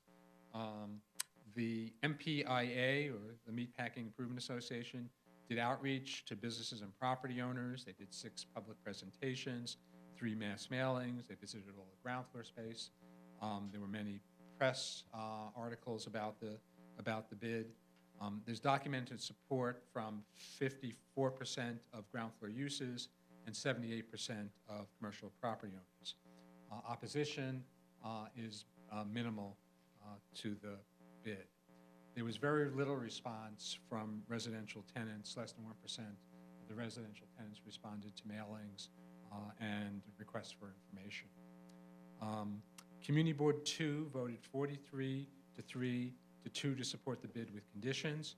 Community Board 4 voted 34 to 0 to support the bid with conditions as well. The conditions revolve around something called a memorandum of understanding that was reached between the bid sponsor and the affected communities. Concerns were expressed by the community about the impact of the destination, commercial, and entertainment uses that have been created within the district from adjacent. Concerns were about adjacent residential neighborhoods being impacted by these commercial uses. So the MOU creates these 2 impact areas, one on the north and one on the south, that will sort of operate in conjunction with the bid. And the bid is committed to quarterly meetings with residents of these areas, and that each area would have 1 non-voting representative on the bid board. And this would be in addition to the statutory requirement that there be a residential tenant on the board and that each of the community boards get a representative on the board. CB2 had 3 additional conditions that there have been some concerns expressed about. One is consistent with the MOU that the bid avoid all bid-generated commercial or fundraising events in the public plazas, and that the bid avoid any use of parks, playgrounds, and green streets. This is an issue that the community boards have with the Street Activities Permit Office in relation to how they make available certain spaces to commercial uses. The bid is probably best to explain how these things work and how they're sort of in the middle of some of these issues, but there's this ongoing concern between SAPO and the community boards. The second condition that CB2 had was that the board have an appropriate balance between commercial and residential owners. The problem is that the bid board is set by statute, And so the bid doesn't really quite have the ability to choose like ratios. The ratios are all set by the statute. The third condition was to prohibit advocacy on behalf of individual owners or tenants before the city or state on the part of the bid, which again is a source of concern for the bid going forward. The Manhattan Borough President also sent a letter of support with conditions. These conditions supported the MOU, but also requested that there be a representative placed on the board from Fulton Houses, which is a NYCHA project. Fulton Houses is at the very north of the bid. It's 2 blocks. One block is within the bid, one block is not within the bid. There was no explanation as to why Fulton Houses would get their own representative. There was also a condition that the bid report to CB2 and CB4's Public Safety Committee on issues of security, and that the interim board of the bid, which is sort of what happens, is an interim board established before the bid is formally established, and that interim board represent all classes of property owners, specifically businesses and residents. There is outreach information by Melinda's desk. If people want to look at it, there's a whole set of binders there for people to examine at their leisure. Take questions. Questions for Barry? Mr. Cirillo. Okay. I know there was a question somewhere in there. I guess I'll start with a comment, and then maybe the question will grow out of the comment, because there are many, many questions built into the recommendations that have been made. And I realize gratefully that they are just that, recommendations, because, and I'm not sure where we fit in and what are, I'll use a term that was used a great deal in a previous life, but what our purview is on some of what these recommendations may be. But I can tell you that many of these recommendations, which may or may not be good, and I'm not going to prejudge this process, the public hearing is Wednesday, are potentially very impactful to the governance of the bid and what the board of the bid should be determining, which includes the elected officials and the community boards who are making the recommendations. As somebody who runs a bid with two community boards, I know the interesting challenges, and the success of the bid grows from having the relationship with the community boards and the elected officials. There's no question, and nothing would happen with the board without making sure. Everybody wants to make sure the city is okay with what happens, generally speaking. I mean, the idea that a bid would be prevented from interacting with the city or state agency, you might as well then not create the bid at all. A bid is there to help serve as a liaison between the business community, the stakeholders, the residential portion of the community, whatever the owners and the government. I mean, not to mention that the government is part of the bid, but then the board wouldn't permit its management to actually interact with it. Makes, to me, I don't understand that. I remember what my question was, since I'm playing through the recommendations, and I say these questions are respectful of the process that the community board and the borough president went through. But I'm assuming that the classes of board membership are typical. There's nothing unique about them. There'll be owners, there'll be tenants, there'll be residents as well. Is that correct? Well, the board has not been established as of yet, but that is the intention, yes. But the district plan, It's not unique. They don't have anything. Outlines the traditional categories of board membership.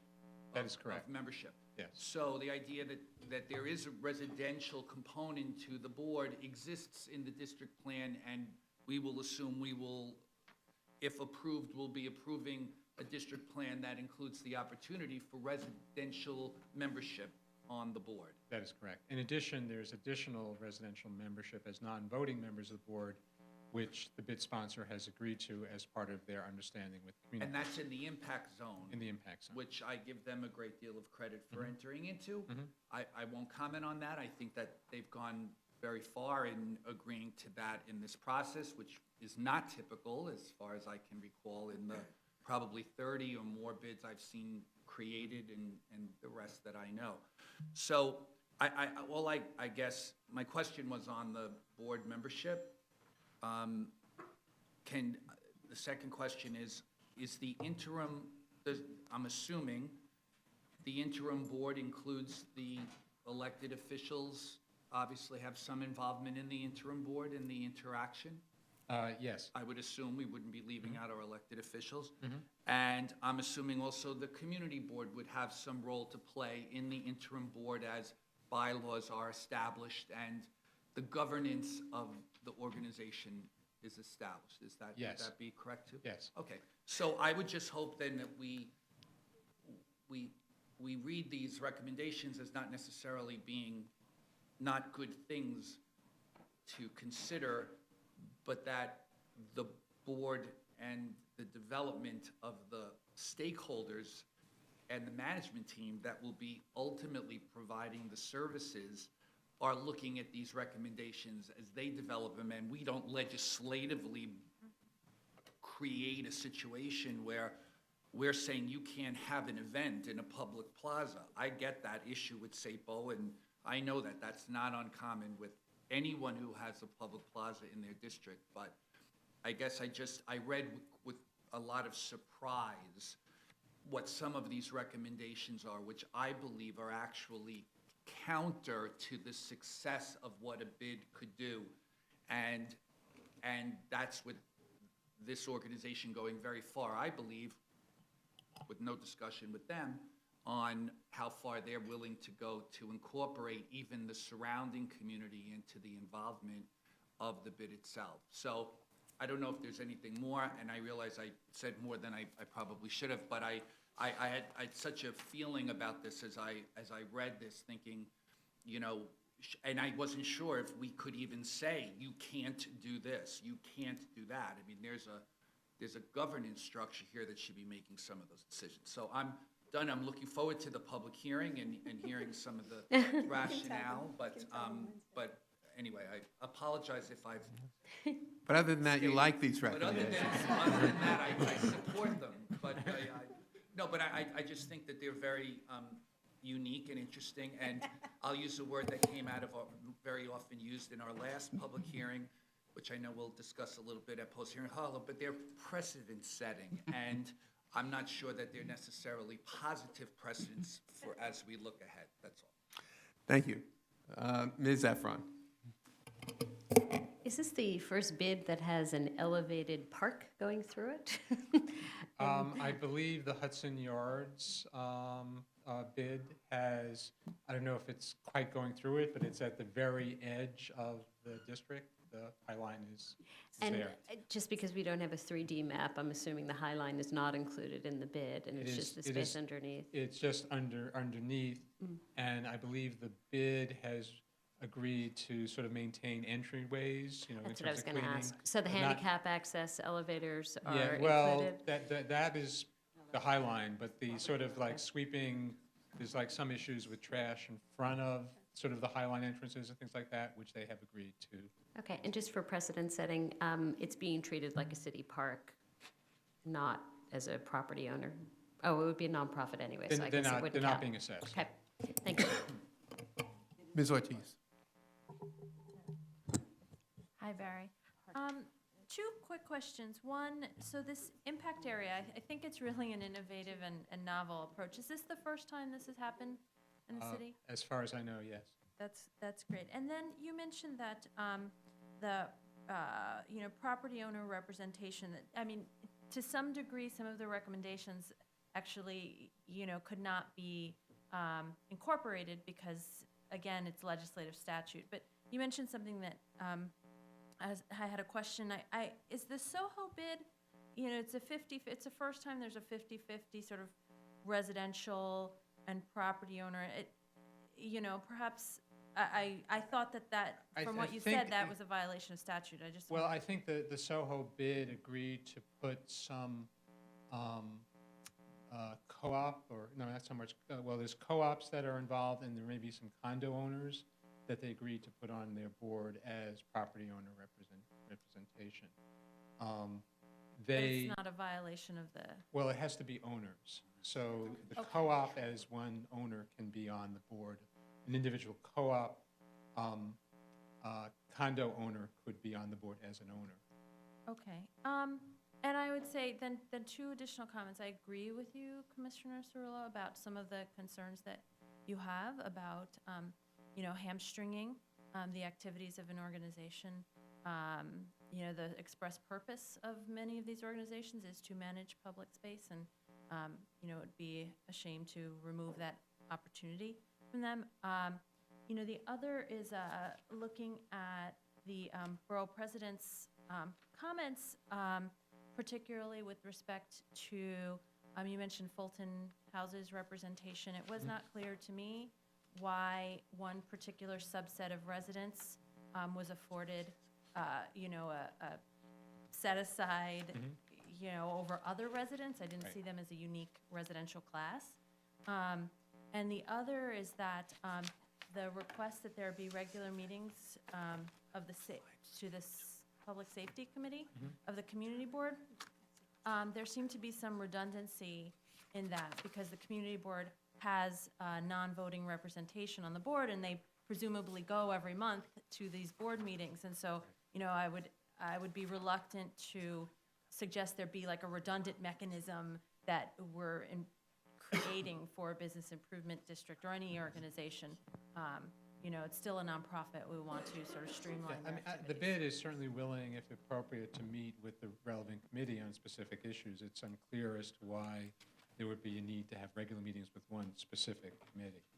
Yeah, just for the record, it just seemed to be a sort of redundant request, and they didn't mention in the borough president's letter that they have a seat on the board. And so there seemed to be a misunderstanding, with the community boards and the borough president as to what their role is and how they play a role in governance, in reading some of these requests.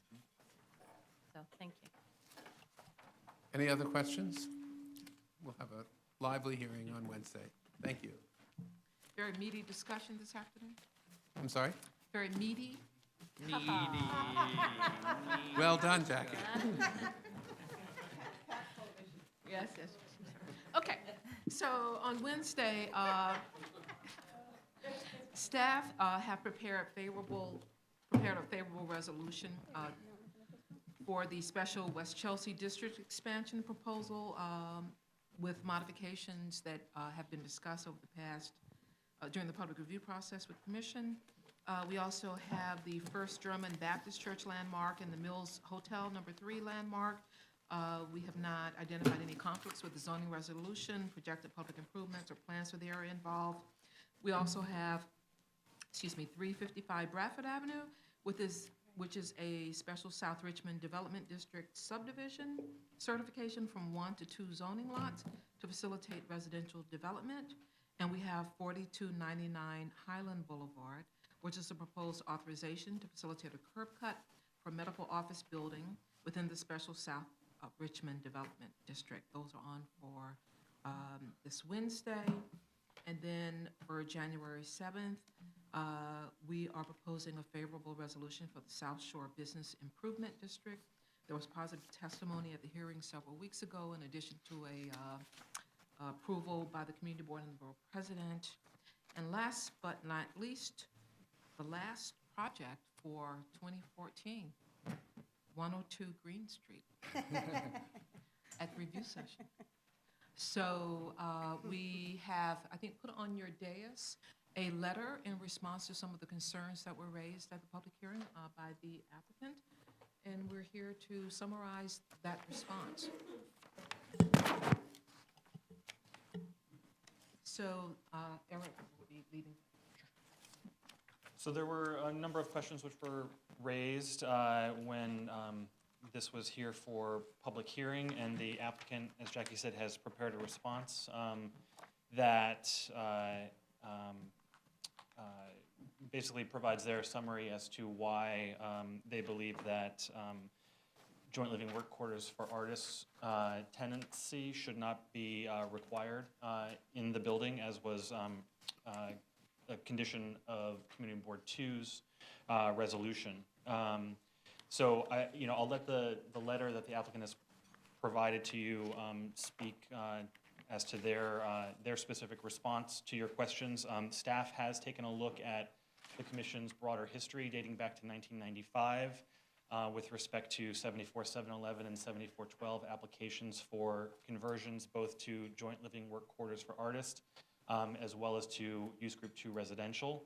I believe when we last spoke at the pre-hearing review session, we had said that anecdotally we had understood that there had been a pivot that took place at some point where applications switched from being predominantly joint living work quarters for artist conversions and switched to becoming use group 2. And that is indeed the case when we look back at the longer history dating from 1995.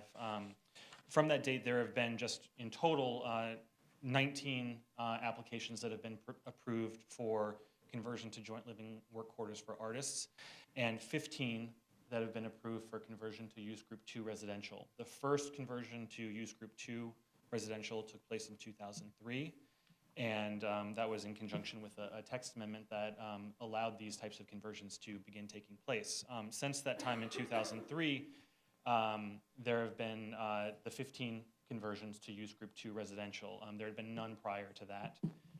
And since that date in 2003, there have been 7 conversions to joint living work quarters for artists.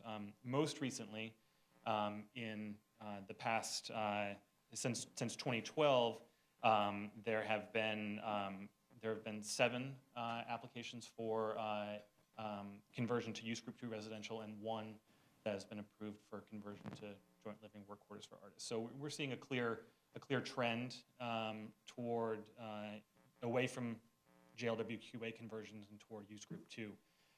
As part of all of the use group 2 conversions, the Commission in their approvals has not conditioned any of those approvals on retention of JLWQA tenants in the buildings. And indeed, those applications have all been approved just outright by the Commission.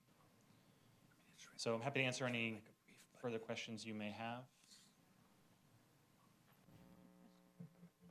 Ms. Ortiz, and then Ms. Levin. So for clarification, do we know the legality of, there was an open question about whether it was even legal to, consider the retention of 1 or 2 units in a building that was being converted?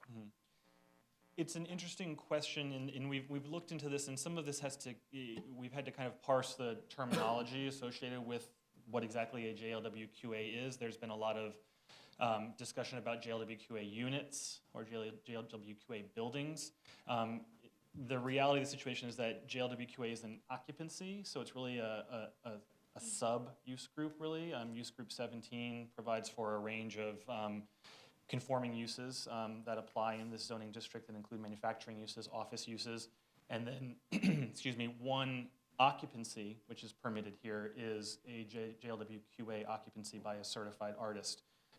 If a unit is not actually occupied by a certified artist, it is not otherwise a JLWQA unit. It is simply a unit that can receive any conforming use in an M15A, M15B. Now, that being said, I think I think the Commission could potentially condition its approval on, or essentially not approve the special permit for the building or a portion of the building, and conforming uses could locate there. That would include JLWQA, but could also include manufacturing uses or office uses that are allowed in the district. The restriction to a specific occupancy type is something that I think from a staff perspective we find problematic, because it goes beyond what would be allowed as of right here to then further restrict office use and manufacturing use in areas where we think it is entirely appropriate. So it's kind of a long way around of saying that the commission could perhaps find, the commission is free to prescribe additional conditions pursuant to the special permit for its approval. From a staff perspective, I think we would find restriction to just JLWQA to be problematic. Just in short, I think, the use group that Eric is referring to, I believe, is 17D, use group 17D under the zoning resolution, which includes a variety of uses. And a direct answer to your question, I think, is that we could approve the enlargement of this building while requiring that the existing units remain under use group 17D, which would include among its many uses,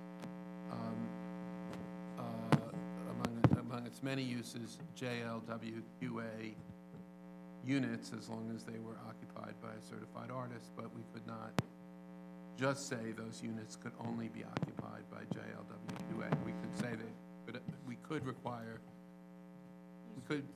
that use group 17D remain and the additional units be use group 2 if the building's enlarged. Is that fair statement? Ms. Levin, Mr. Eady, is that Mr. Eady?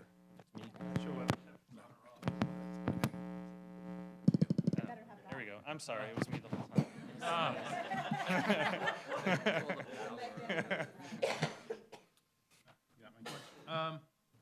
So, as it relates to this particular application, I really did forget my question.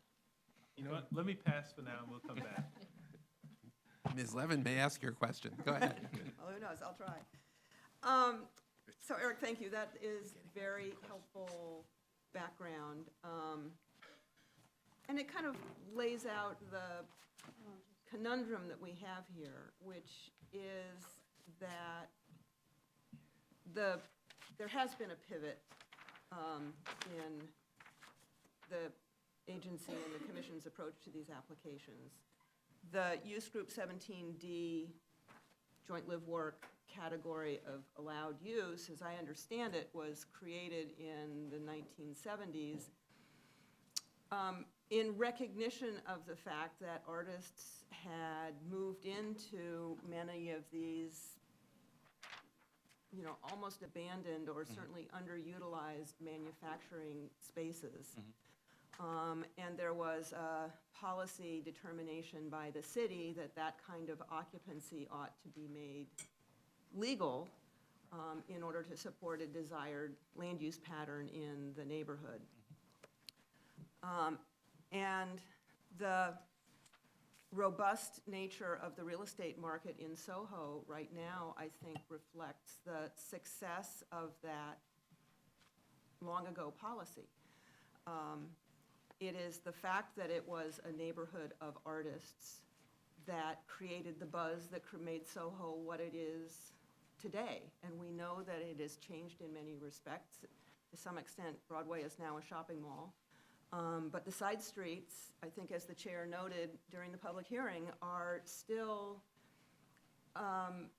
really associated with the notion that this is where artists live and work. And we know that there has been sort of spotty enforcement and that may be more image than reality.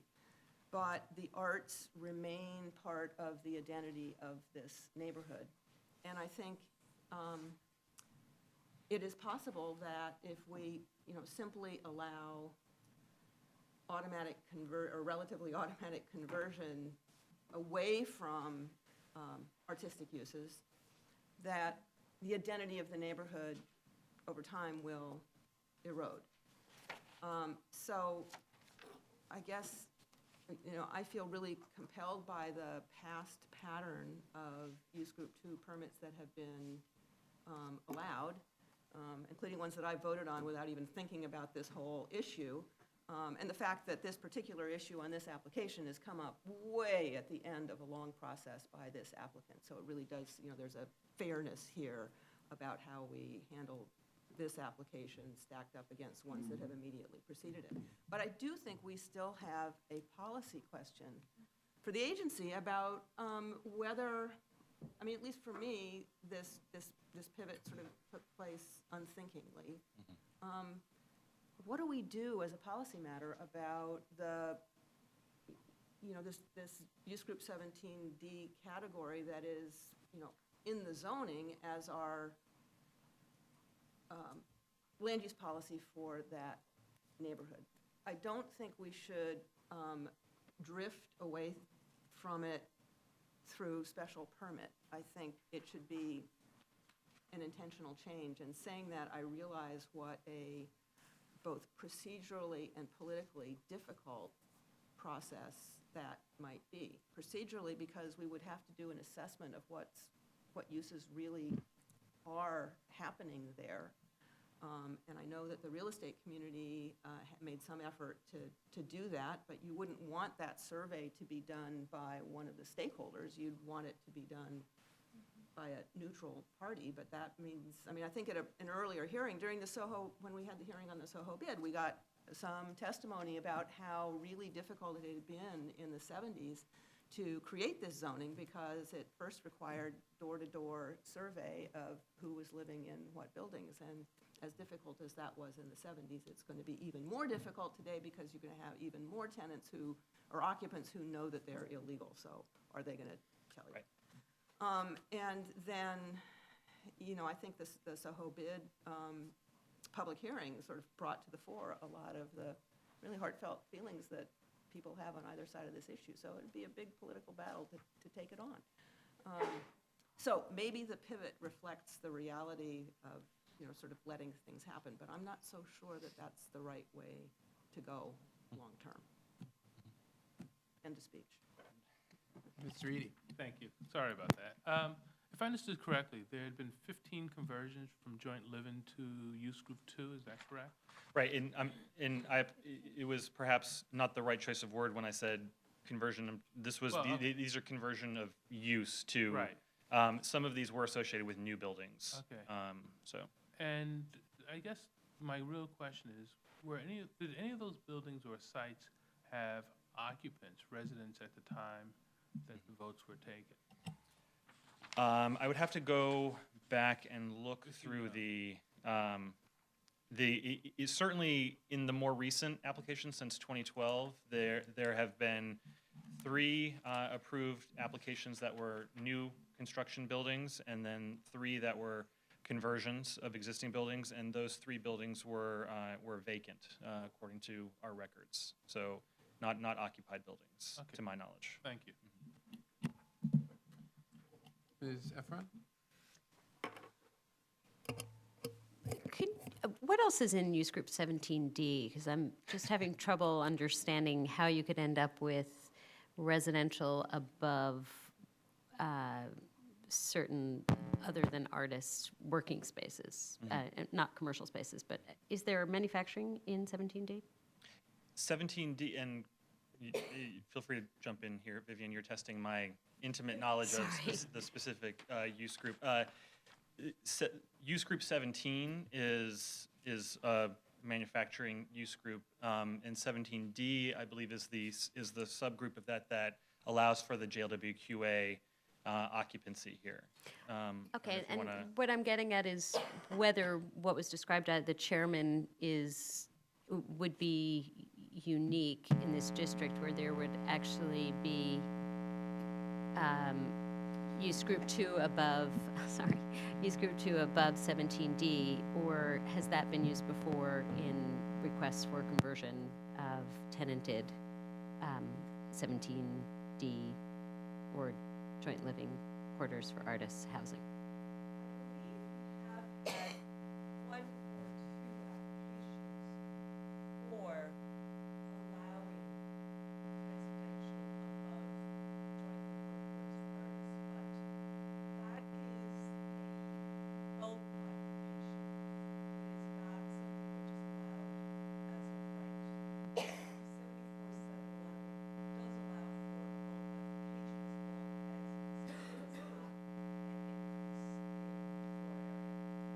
I raise it only because I'm concerned that if we have housing above manufacturing here, there maybe other parts of the city where that would be an issue as well.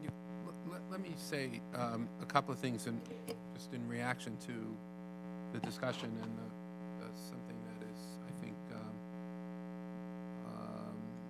troubling all of us because of policy issues involved. First of all, to Commissioner Levin's point, it's not that enforcement of artists' certifications and JLWQA has been intermittent. It's essentially been non-existent, and the only thing that really enforces it is applications for mortgages, for co-ops and condos and the like. But the city has, as far as I know, for decades has not enforced this particular provision, and it would be, for all the reasons I think we all know, it's extremely difficult to enforce. Second, to Commissioner Eady's point, my understanding is that there have been certainly some, and the recent trend has been to grant approvals for use group 2 in buildings since probably last 5 or 6 years. Most of those have been, or a goodly chunk of those, have been for new buildings.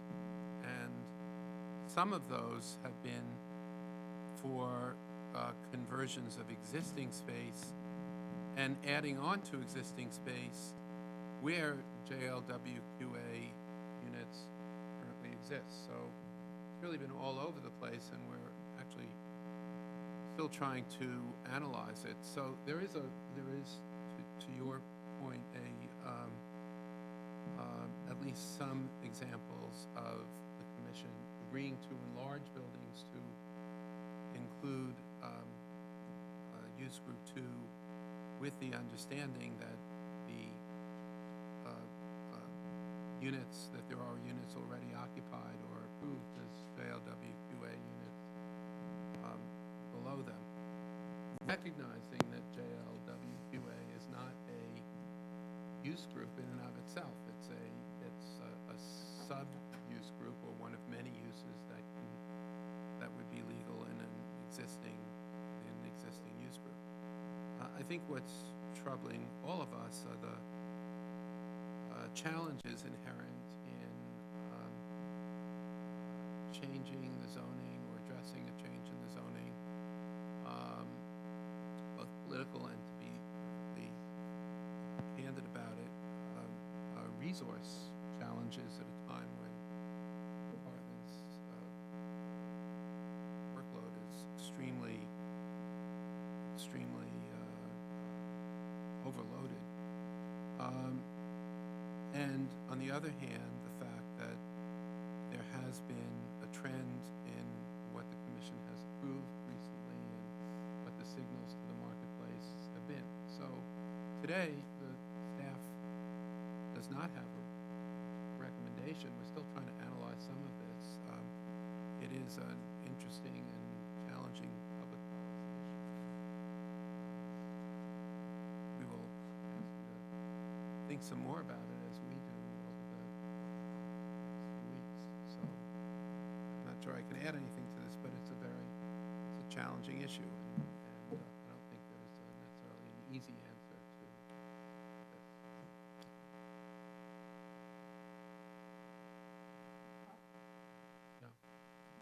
As you're working on this, I hope that staff is giving some thought and maybe is consulting with the Department of Cultural Affairs about this, over the general question of workspace for artists.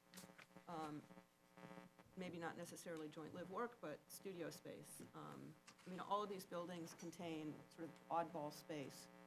If there were some way to encourage continued activity by artists in the neighborhood, I think that would be to the good. And I think also that the Department of Cultural Affairs, I know, gets tangled up in this issue because they're the ones to whom people who want to comply have to go to get the artist certification. And they might have some good thoughts on the state of affairs because they've seen the artist side, the legitimate ones that have shown up. And that could be some valuable information. as you That's a think good about idea. this. We will consult with Cultural Affairs on this. It's a tough, challenging issue. I do also just have to add to that, that we've been giving a lot of thought to this entire issue, and we realize that one of the issues with artists is that there's so many different kinds of mediums now that, it's not, just painting or sculpture, and that not all of these might work well in one building together. But something I just wanted to add earlier, I forgot which report it was, one of the earlier reports on creation of the district, was that there was a 1,200 square foot unit size, specifically so that in one of the reports that allowed use group 2 use, in that with the 1,200 square foot unit size, that did not preclude somebody from producing art. So that's why there was a minimum unit size.